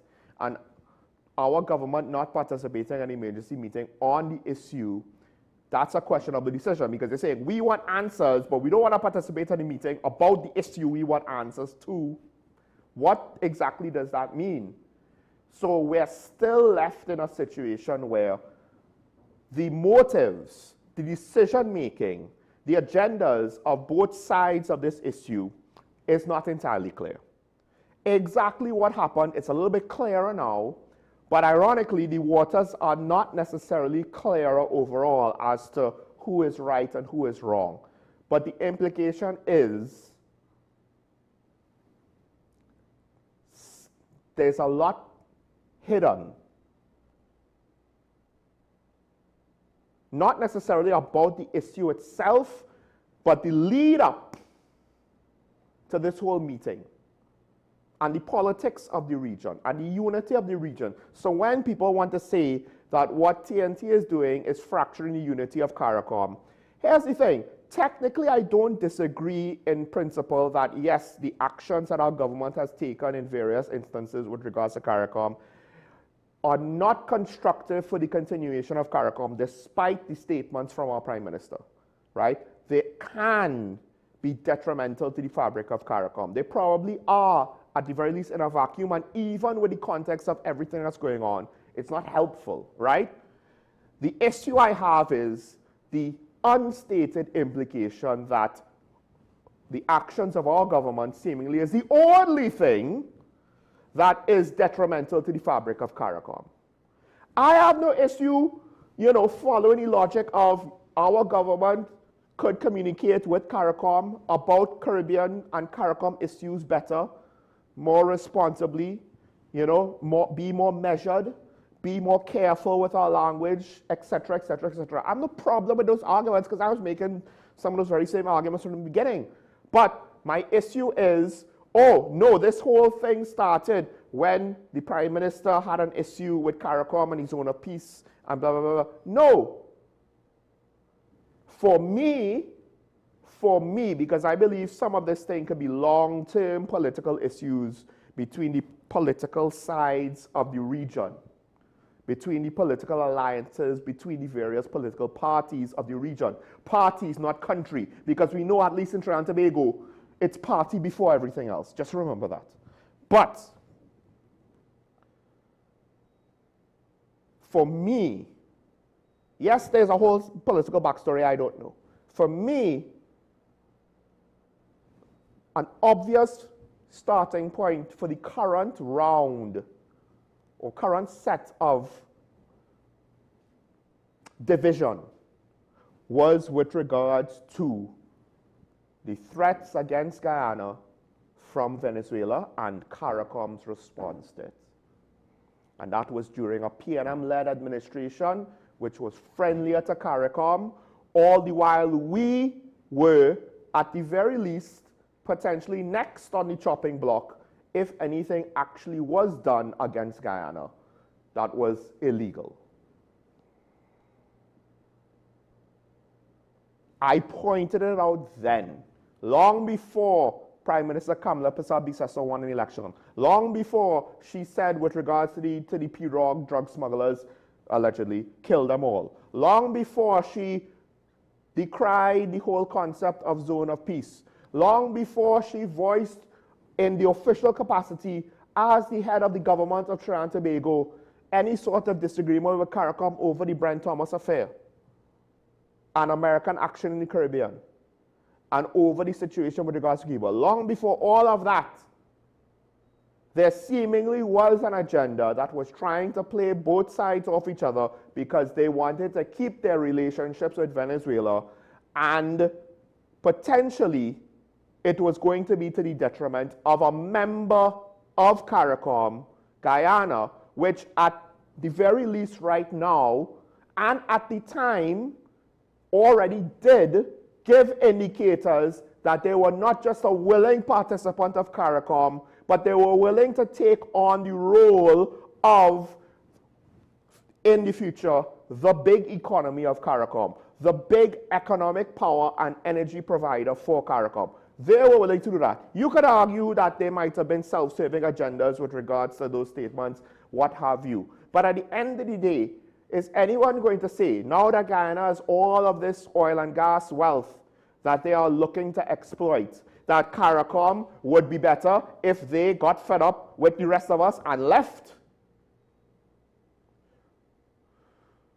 So every time any one of these political analysts wants to say, well, the Prime Minister of Trinidad and Tobago this and the Prime Minister of Trinidad and Tobago that, and make no mistake, I am a critic of this government. I do not necessarily agree with a lot of what they're doing.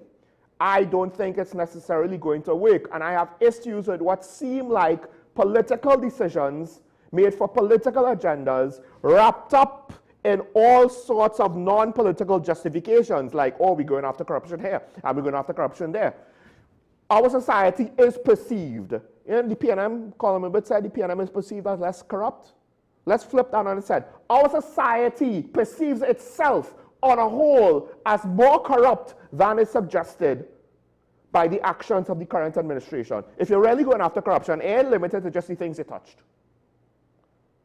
So I don't have any sort of bias for the government. So I, in that context, will say it annoys me to no end when we have a whole host of political analysts that essentially only want to judge our government and has nothing to say about all of the other statements done in whatever context by other members of CARICOM over other issues that are pertinent to the discussion, including what was going on with regards to potentially an embittered former Prime Minister, who again, I will say, I do not agree with what was done to him. I don't necessarily think that was the difference in his election victory or defeat, but it doesn't matter. On principle, I don't agree what was done to him, but that doesn't justify all of this nonsense. And then you want to say, well, it's our fault. It's our government's fault. Our government is the only one that did a thing. This is one of the reasons why I will always default to every country has their own agenda. What does that statement imply? It doesn't mean that we are the angels and they are the devils. It doesn't mean that there are some angels and some devils and this is a ethical and moral situation. It means that no one is clean. Because when you're running a nation, it's not that simple. Politics has a morality all of its own, and international politics takes that up probably several notches. That is the unfortunate reality of the world we live in. And if people want to act as though you could run international relations like how you deal with your personal relationships in your everyday life, that ain't how it works, unfortunately. We are probably just not mature as a species enough to operate in such a straightforward manner.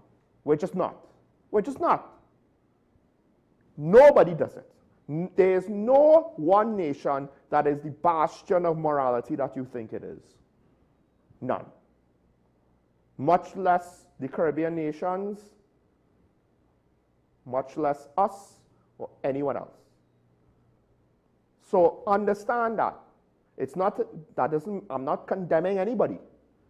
We're all on the same level. We're all in the same boat.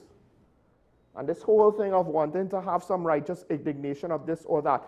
Now, the Prime Minister, to some extent, is correct to question the situation. Maybe her language is too strong. Maybe she didn't need to go that far. But when you look at the text, assuming they're correct, that they're true, that nothing was edited out, and I don't think it was, now I understand why Minister Sober said he was disinvited. One of the things is, maybe it would have been better for them to lead with this. But then ironically, it goes back to what the Barbadian analyst said, where washing of dirty linen in public is detrimental to the fabric of CARICOM. And maybe that's what everybody was trying to avoid. However, it goes back to maybe we should be learning how to reveal information to the public when it's pertinent, when it's necessary. Because what we have been witnessing through this week is a ridiculous display with regards to people trying to influence the court of public opinion in, on some level, potentially amateurish ways. I'll be straightforward about it. We want to say, oh, look at our heads of state. And look, it's not as though we haven't looked at the heads of state of big countries like the United States or United Kingdom or Canada or what have you, or France, right? And say everything they do is to the utmost levels of professionalism. How many prime ministers the UK went through, starting off with Boris Johnson because he had a COVID party, not understanding, hey, maybe we shouldn't do this? I mean, look at how people view the majority of the last 4 presidents. You've had Trump, Biden, Trump, Obama, Bush. None of them are universally liked, by the way, not even President Obama. And only President Obama is viewed as having some level of professionalism. I don't think people are necessarily going to question that, right? But when you look at Bush Jr., Trump, Biden, that ain't a lineup that's going to suggest, oh yeah, these are guys that are technically proficient, ultimately the most professional, diplomatic, etc., etc., etc. They have their own styles. It comes with its own faults. It is what it is, right? And at times, there are things that people view from them, leaders of the free world, all of them, presidents of the United States, as at times coming across as amateurish, unprofessional, and what have you. And with regards to this whole CARICOM exercise, the implication, if you want to kind of take it down from where our Prime Minister, what she's saying, what she's accusing CARICOM of, this whole professional exercise potentially exposes that lack of professionalism, that lack of understanding how to conduct yourself as a head of state and as a regional body on a higher level. And I wonder if it comes back down to the laissez-faire attitude we have as a Caribbean people. On top of the dimension, the added extra push and pull of each nation has its own agenda. Each nation has its own concerns. Each nation has its own needs. Each head of state is responsible to its voters, not to CARICOM. CARICOM technically comes second at best.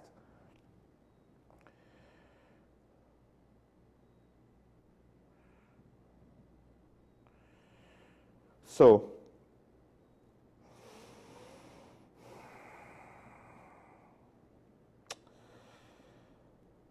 we'll see how this situation unfolds. I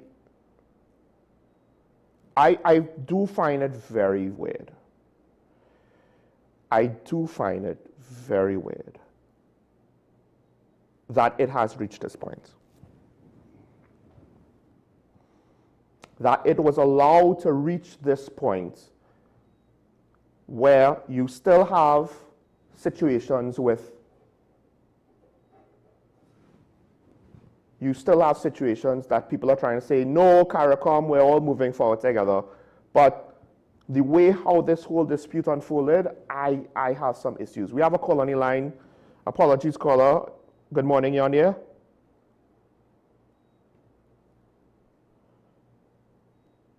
Hello, hello? You hearing me? Yes, I'm hearing you now. All right. I just wanted a couple of points, but the first one is the CARICOM. One of the things is that I'll use the word cabal, quote unquote. They didn't expect the Prime Minister to win the election. So that is one. The second, why are they so clandestine in the operations for the election of a Secretary General? Go back to the United Nations and see the protocol. Go back to the Secretary Council of the United Nations, see the protocol. Go back to the OAS and see the protocol. If there is an issue, let it be transparent. Let everybody zoom in and see what is happening. I mean to say the fact that you want to close it out, meaning you have a particular agenda. But my critical issue today is terrorism, potential for terrorist threats. I think, right. We had 2 major incidents in Trinidad and Tobago. Yeah. The 1990 coup, and I believe there was one in South Trinidad where there was a Muslim organization basically doing something, and there was an explosion during the organization. Estrada, the former ambassador to Trinidad, I think he was here about 10 or 15 years ago. He did an interview in the New York Times, and this is what he had to say about Trinidad and its relation to ISIS. He said, per capita, we were basically providing ISIS with fighters, a lot of them. And what he said, why that was so, and why they were willingly accepted into the ranks, and they played a major part. They were highly regarded in ISIS because they were a particular irk and they spoke English. The other thing is that if you got into the ranks of the ISIS, that tells me you have a clout in that organization. We are not too sure if all died, but a significant amount of them died in the fight and the war. I suspect some came back, some spent some time in jail and came back to them. The fact is, we still have a threat with respect to this. And our government, I suspect, is acting on the new and renewed intelligence being gathered, not only from the US, but from also the UK. And if we remember the AG utterances in the parliament with respect to the former housing junior minister and his relationship to a gangster. Let's go back to 1990. 114 of them were freed. 24 people died. Nobody was held accountable for the 14. All right. They were freed on a technical issue. And the technical issue is a president giving them an amnesty. The president who gave them an amnesty at that point in time was A.N.R. Robinson. It went to the Court of Appeal. 2 judges said that the amnesty is good. 1 dissented, that is the Chief Justice. It went to the Privy Council. The Privy Council said the amnesty hold. A couple of things out of that.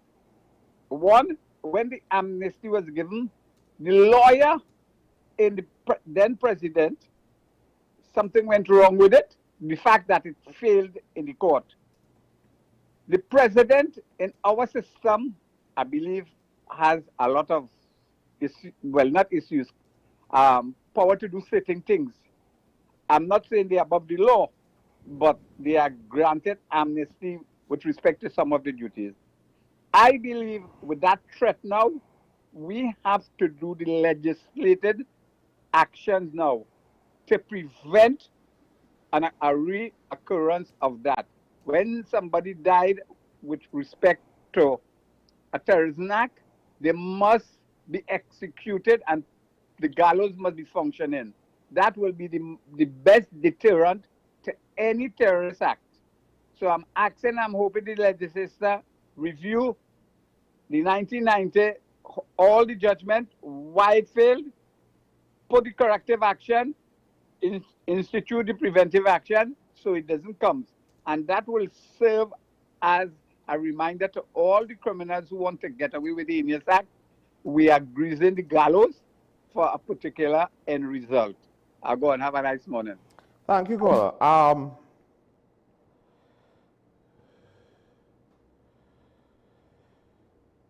The situation with the coup is a very complex one, right? Now, I actually read something just now that said that the Privy Council did not uphold the amnesty. But I believe the unfortunate thing is you have a convergence of 2 principles, right, with regards to governance. One is wrongdoing needs to face consequences. Otherwise, you open the door for other situations, right? Because even the current Minister of Homeland Security on the Vice documentary, I believe, I could be wrong, but I believe he pointed to the coup insofar that the coup, it wasn't that the Jamaat al-Muslimin and the coup encouraged crime, but rather it exposed limitations of our society. It imposed limitations of our capability to curtail and prevent violence proactively. And it caused a lot of psychological shifts that led us to where we are now. It wasn't that, it was a movement that then directly caused the violence. So that's one of the reasons why you want to have consequences, because it also kind of gave an example of, well, look at everything that they did, no consequences. Right. The flip side to that is, and this is why I believe the Court of Appeal ruled the way it ruled, I didn't read too much into the whole case, right? But to me, as a layman, you have to juxtapose that with the requirement that a government, if a government starts to promise one thing and then renege on the promises, its ability to negotiate at any capacity will be undermined by its own actions.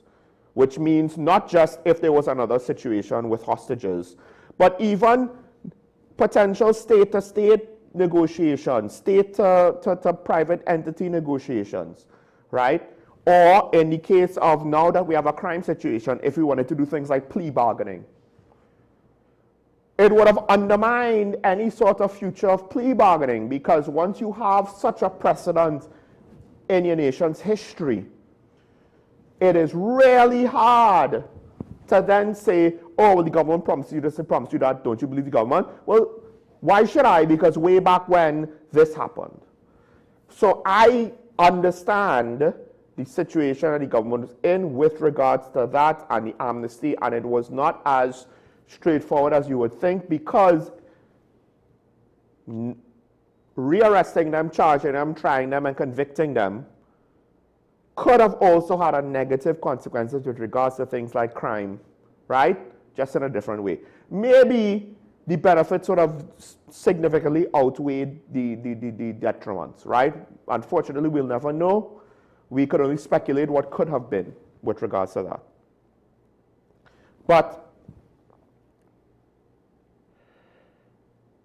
I have seen before where it might not seem like we had a lot of our nationals go to fight for ISIS, but the per capita ratio, like it suggests that we had more people decided to adopt that stance, that ideology, that course of action per capita than relatively other nations. And that caused us, again, we are not some anonymous small country in the sea of nations that you can't take us out from.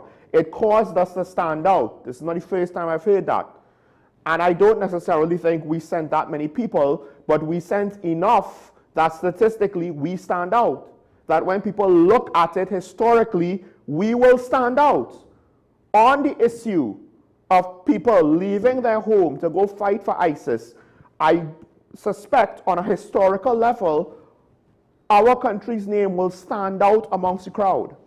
And how history might view us without having the context of experience, right? They say with regards to sports, they understand now the issues of trying to judge. Some of the recent athletes turned broadcasters, the difficulty of debating which era superstars were better than which era. Because at some point, you know your era that you experienced directly, that you witnessed with your own eyes, and everything else is statistics. All of the eras before your living memory is statistics that doesn't have the full context. And the statistics of our nation's involvement with ISIS at that time in that way, not that the nation was involved, but those that went, it might not have the full context that those of us who lived through it, who was there, who was alive at that time, how bad does it seem? It might seem worse when you only have the context of the numbers in the future and you didn't actually live through the experience of what actually was. It might seem worse. That is one of the things where stakeholders that want to say we are escalating. We're already on the map. Where we are already a known player on the map. Now, do we have some sort of connection to those types of organizations like with ISIS because of our people? I don't know. There were a lot of foreigners fighting in that whole situation, by the way, on both sides, right? Including Americans fighting with the Kurds and the like against ISIS and what have you. You know, there are a lot of YouTube documentaries of people that went there and spoke to fighters, men, women, Westerners, people from the Middle East, etc., fighting against ISIS. And quite a lot of the people who were fighting against ISIS, after their interviews were done and their experiences were chronicled for a week or a few days or whatever, like the reports then said, they died, this one died, the next one died, and so on, right? Before Ukraine, there was the Middle East, where foreigners went because of their beliefs to fight on both sides. So to what extent we are singled out on that level, on that end of the equation, I don't know. But I think we have a very odd relationship, one, with the Muslim religion, two, with ideological extremism, and three, with the international questions with regards to this. We are not consistent, and I think it's one of those things where we don't really want to have that conversation because it makes us uncomfortable, and we would rather put our head in the sand and not worry about it. Anything we think is an immediate threat, we want to push it as far away as possible, even if it's to the detriment of some of our own citizens.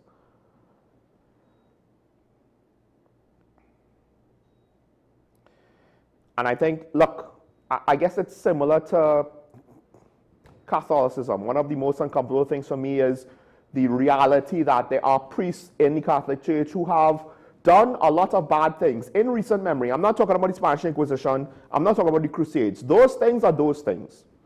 Can't have the modern members of a faith, you know, answer to things like that. That's why, on some level, the history behind Israel and Palestine, I'm like, look, the history behind certain historical tragedies, the perpetrators were then and are dead.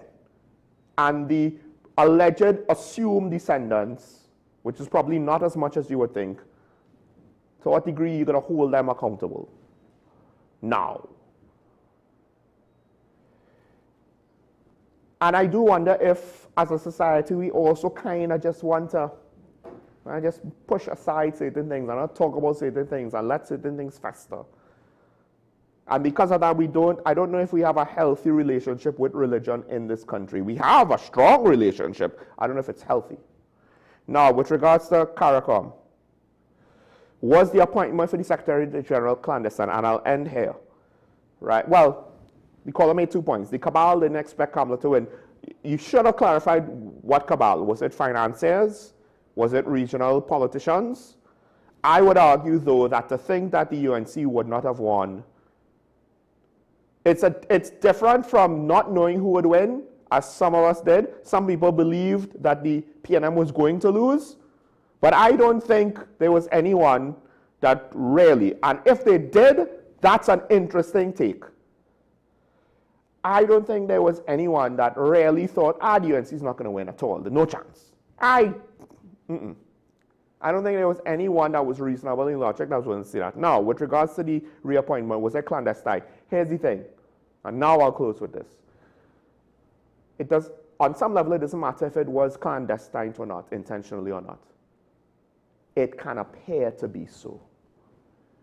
And on some level, and listen, if I was in a position, I don't think I would deal with everything perfectly and not make mistakes. And not make mistakes just like this. So I'm not saying I'm so much superior to these guys. I have the benefit of hindsight.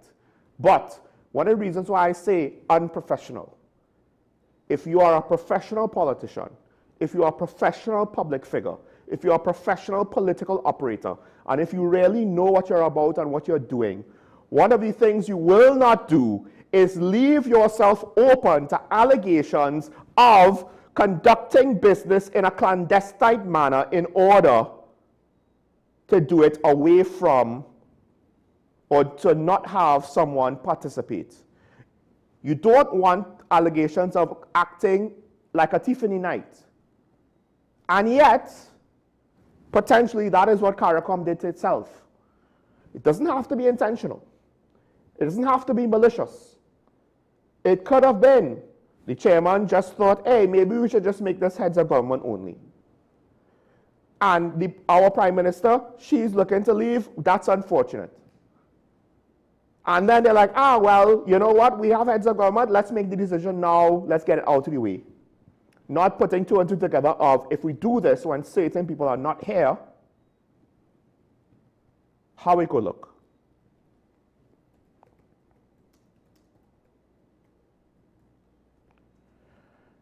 And maybe somebody did say how it could look. Maybe somebody did say that. And if they were ignored, then it could be a sign of negligence and potential malice. But hey,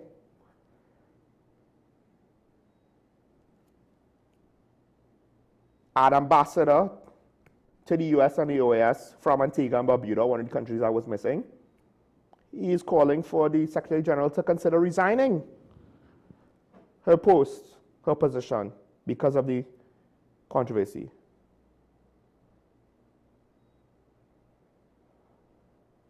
And here's an interesting, the reason why he gave it. I would have resigned, this is if he was in a position, because I would have said I must not stand in the way of Caribbean integration and the movement forward. Now, one could say it's easy for him to say it, he's not in a position. But on some level, that also is a sign of professionalism, relatively speaking. Being able to understand what the whole point of this thing is and how to contribute to moving it forward. Thanks to the caller, thanks. Well, I don't think we had any comments today. Let me just double check. No, that's. Thanks to Diego Martin for calling in. I understand this CARICOM topic might start to get people fatigued, but if this is mismanaged improperly, usually when things like a community ends, it's not because there's some sort of intention to end it. It's because the participants failed at keeping it together. And they only realize the point of failure when it becomes undeniable. And it will seem as though it's all of a sudden, but there's a lot of little things that you don't realize contribute to the matter. So that's why it's important. Unless we're ready to give up on CARICOM, we can't just assume that it'll work itself out. Stay safe, remember your allegiance to the Republic and to each other. Don't forget it's nice to be nice. Have a good day. Do something good for somebody today. Hopefully it will come back around and good will be done for you so that we could see each other in a much more happy place tomorrow. Bye-bye.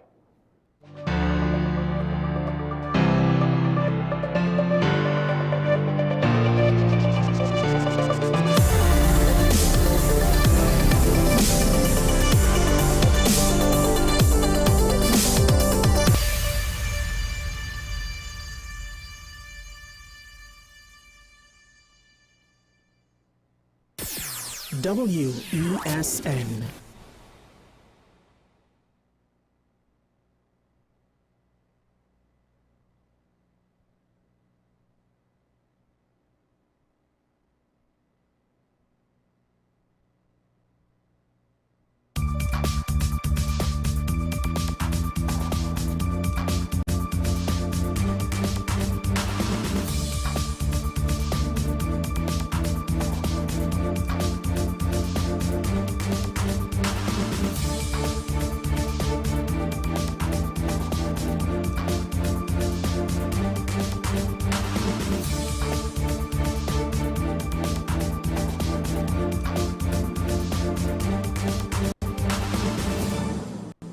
Good day and welcome to this week's episode of Strictly Legal on WESN Content Capital. I am your host, Rondell Donowa, attorney at law, and once again I'm happy to be here. I'm happy to bring the law and you. Of course, you can watch us at all stations on WESN CC as well as Strictly Legal with RondellDonowa.com and our major podcasts. We have a next exciting episode and I have no stranger to this set, and his name is Mr. Farai Hove Masaisai of Hove & Associates, attorneys at law. And today we are going to discuss the topic of defamation in the digital age. How do we navigate this legal landscape?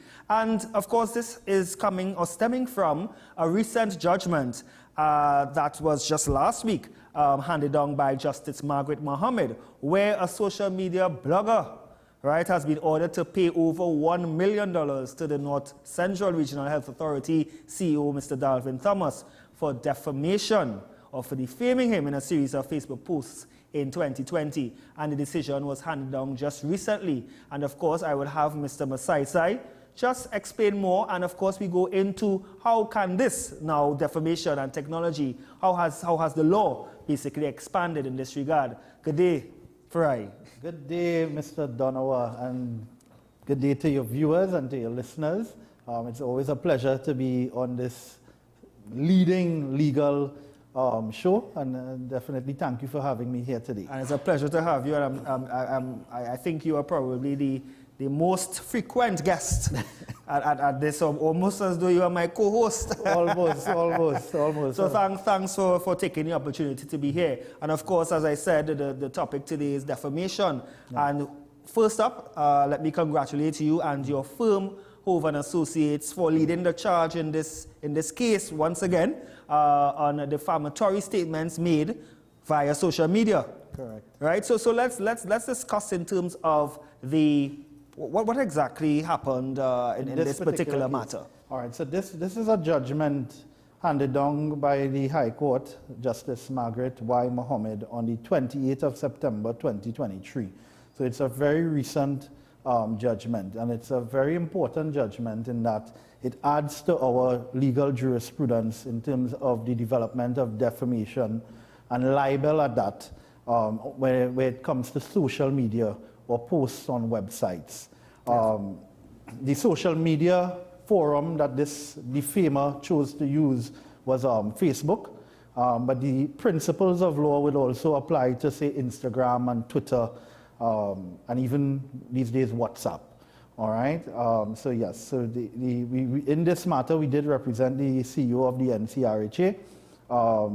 He was defamed over a period of about 5 months. About 5 months. That's a long time. Yeah. So he had a broad back, patience of Job. Wow. All right, but he in that he was gathering his information, meaning the posts were up, the statements were being made, the libelous statements were being made by third parties, they were being republished, they were being shared. So he gathered his information wisely before making his claim. We would have sent a pre-action protocol. And the defendant would have issued an apology immediately. That would have been done through my instructing attorney. So there's a process in terms of before you go to court, you try to warn people first. But with defamation, sometimes you warn people and the damage is already done. Now, if we can stick a pin just to get an overview of what constitutes, let's start with what, I know we did a program before, but what constitutes defamation? Okay, so defamation is really tarnishing someone's character, bringing them down in the eyes of a third party. So as between myself and yourself, if we have a conversation without the cameras and I insult you or defame you, that is not defamation. It has to be said to a third party. So a third party has to be in the room to hear it. So even though you and your friend may argue as between one another, so long as it's not via emails where persons are copied or via social media where the whole world can see, that would not be constituted a defamatory statement. So it's really just saying things that will reduce someone in the eyes of a third party. And that is what they call defamation. And defamation comes in two forms.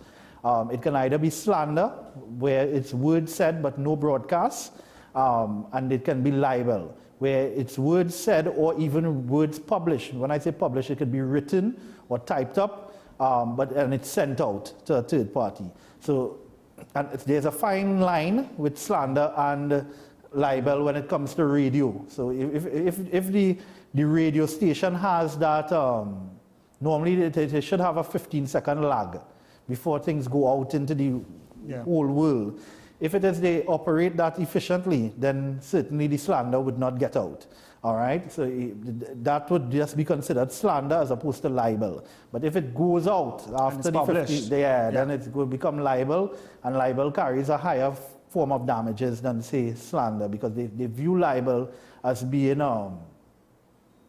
it's hard to bring back. It's a permanent. I mean, it's a permanent structure. I mean, it's something permanent that is always there. It's and will always be there. Correct. Regardless of if the defamer takes it down. Takes it down. So even when persons say that, "Watch, my lord, my lady, I have deleted the post," sometimes we find it because somebody shared it or somebody screenshot it and put it somewhere else. So once it's out there forever, and certainly it's hard to fix a good name. And that's why the courts over the years have keep increasing the damages awarded to persons when their name, their character has been defamed, because the nature of it is that persons would work their entire life to keep a good name.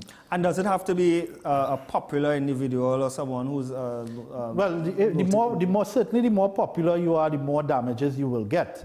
But even if you are unpopular, and I use that word very guardedly, because everyone thinks they're popular. Even if you are not an influencer, yes. you can still be compensated for your name. You may not get the million that Mr. Thomas would have gotten, but you certainly would get some sort of damages in tune with your reputation. And coming back to this instant matter, in terms of the Facebook post, if you're at liberty to just state quickly what exactly were the statements that these were proper. The judgment is 70 pages. I'll put it in context. Yes. And in the judgment, the judge is compelled to restate verbatim what was said. So they were proper statements that the author thought was fact, which we were able to prove were false. And what were the accusations? They were accusing the CEO of misappropriating funds.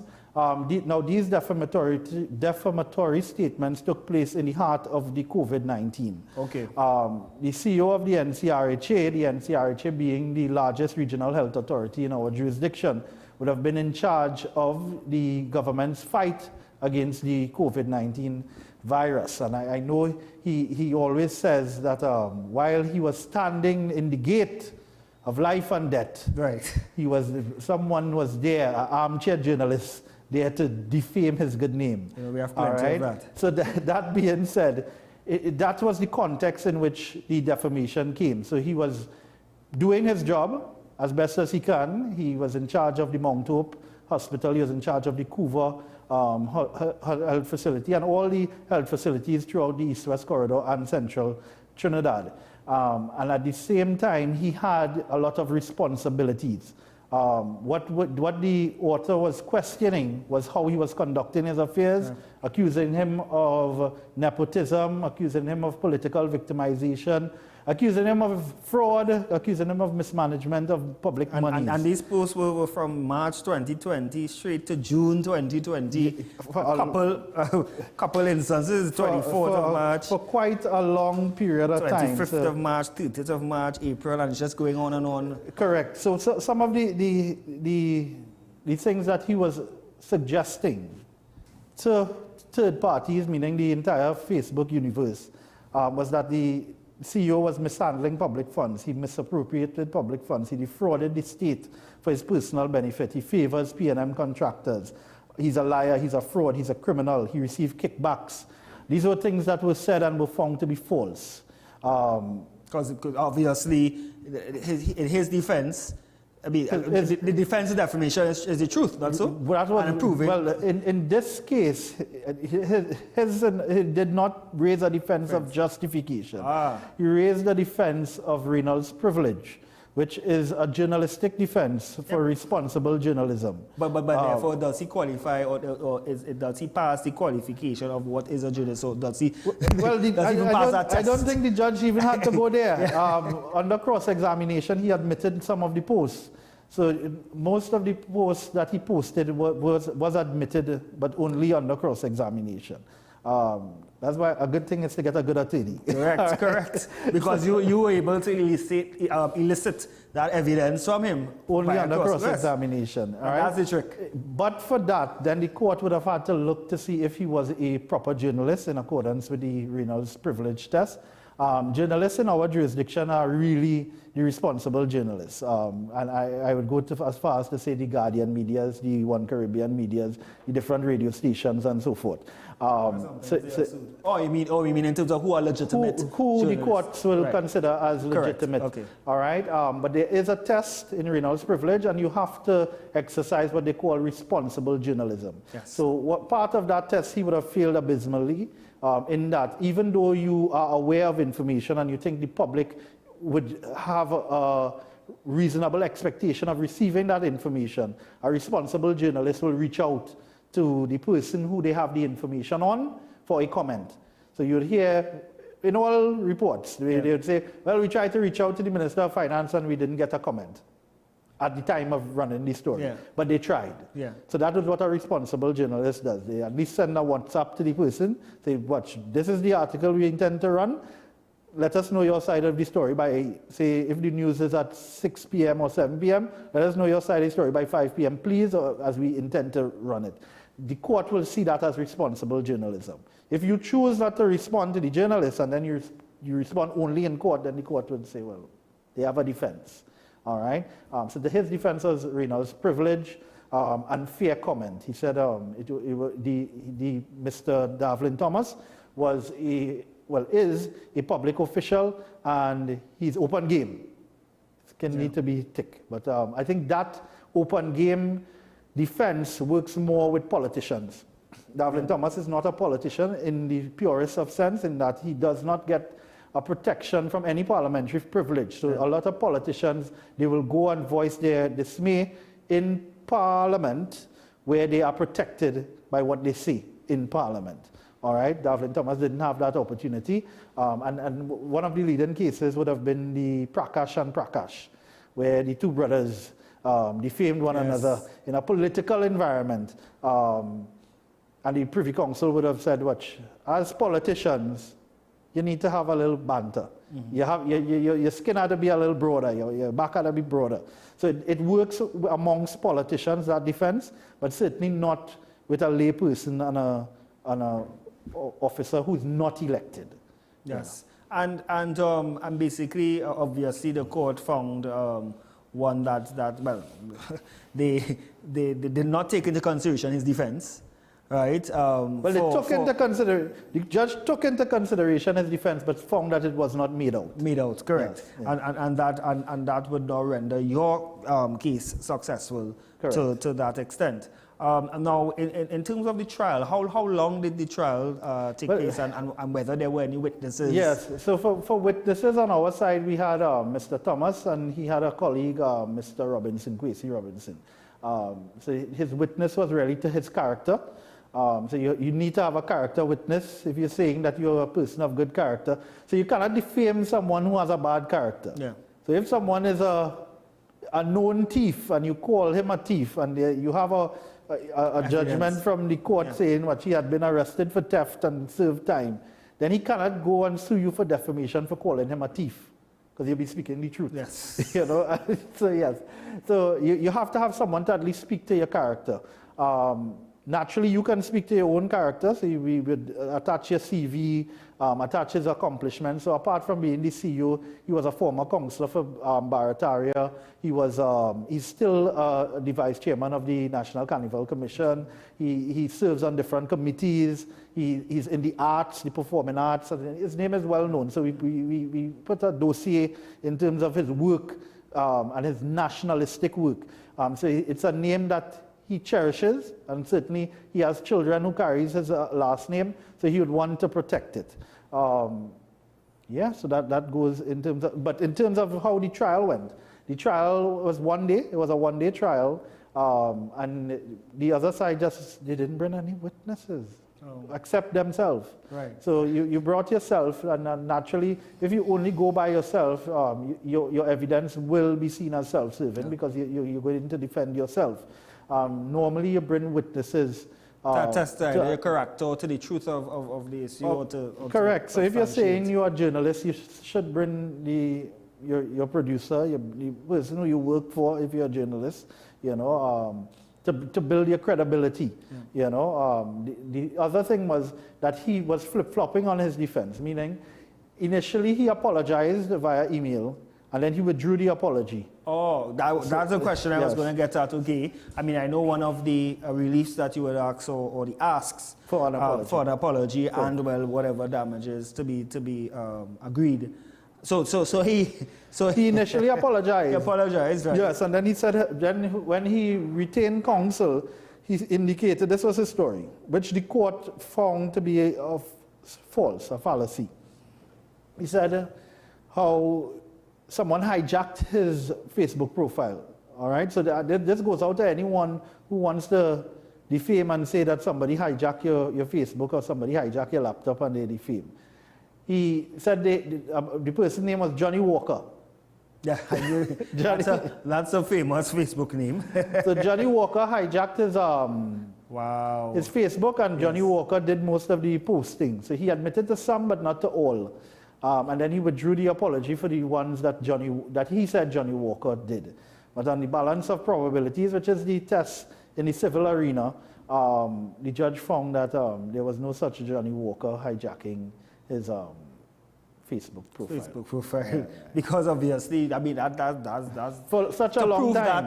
To prove March that to June. So what? Even when from March to June, you didn't report it to Facebook that someone has taken control of your Facebook profile. There's no evidence of that. Yeah. The post came from Ramesh Siwa, and certainly that was the findings of the court.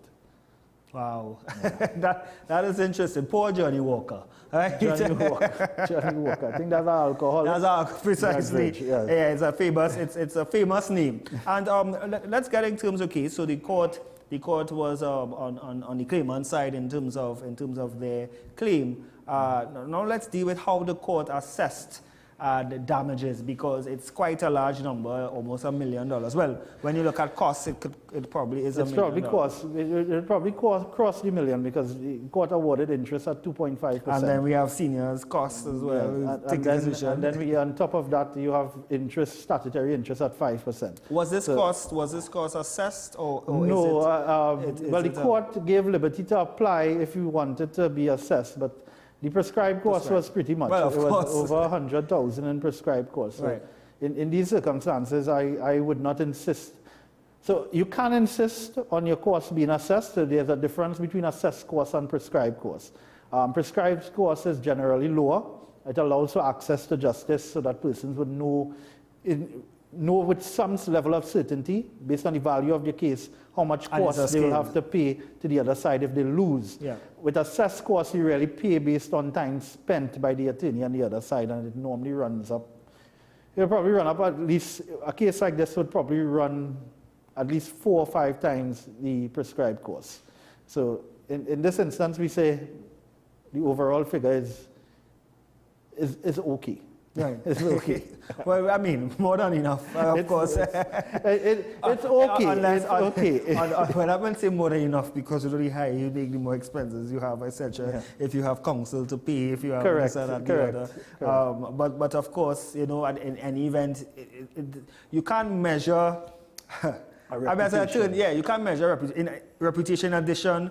You can't really measure what the amount of work an attorney does compared to the monies that they receive. Yes, the people may say, well, attorneys get a lot of money, but it's a lot of work, it's a lot of late nights, it's a lot of early mornings. Correct. Yeah, especially, I mean, having a family and still having to deal with your job, or having multiple different matters to deal with at the same time. Correct. Because the law is a jealous mistress, as we were told. A very jealous mistress. And of course, a court doesn't want to know, well, I had a trial the day before, so I can't file submissions or whatever the No, case. they would say, well, why didn't you hand up the brief?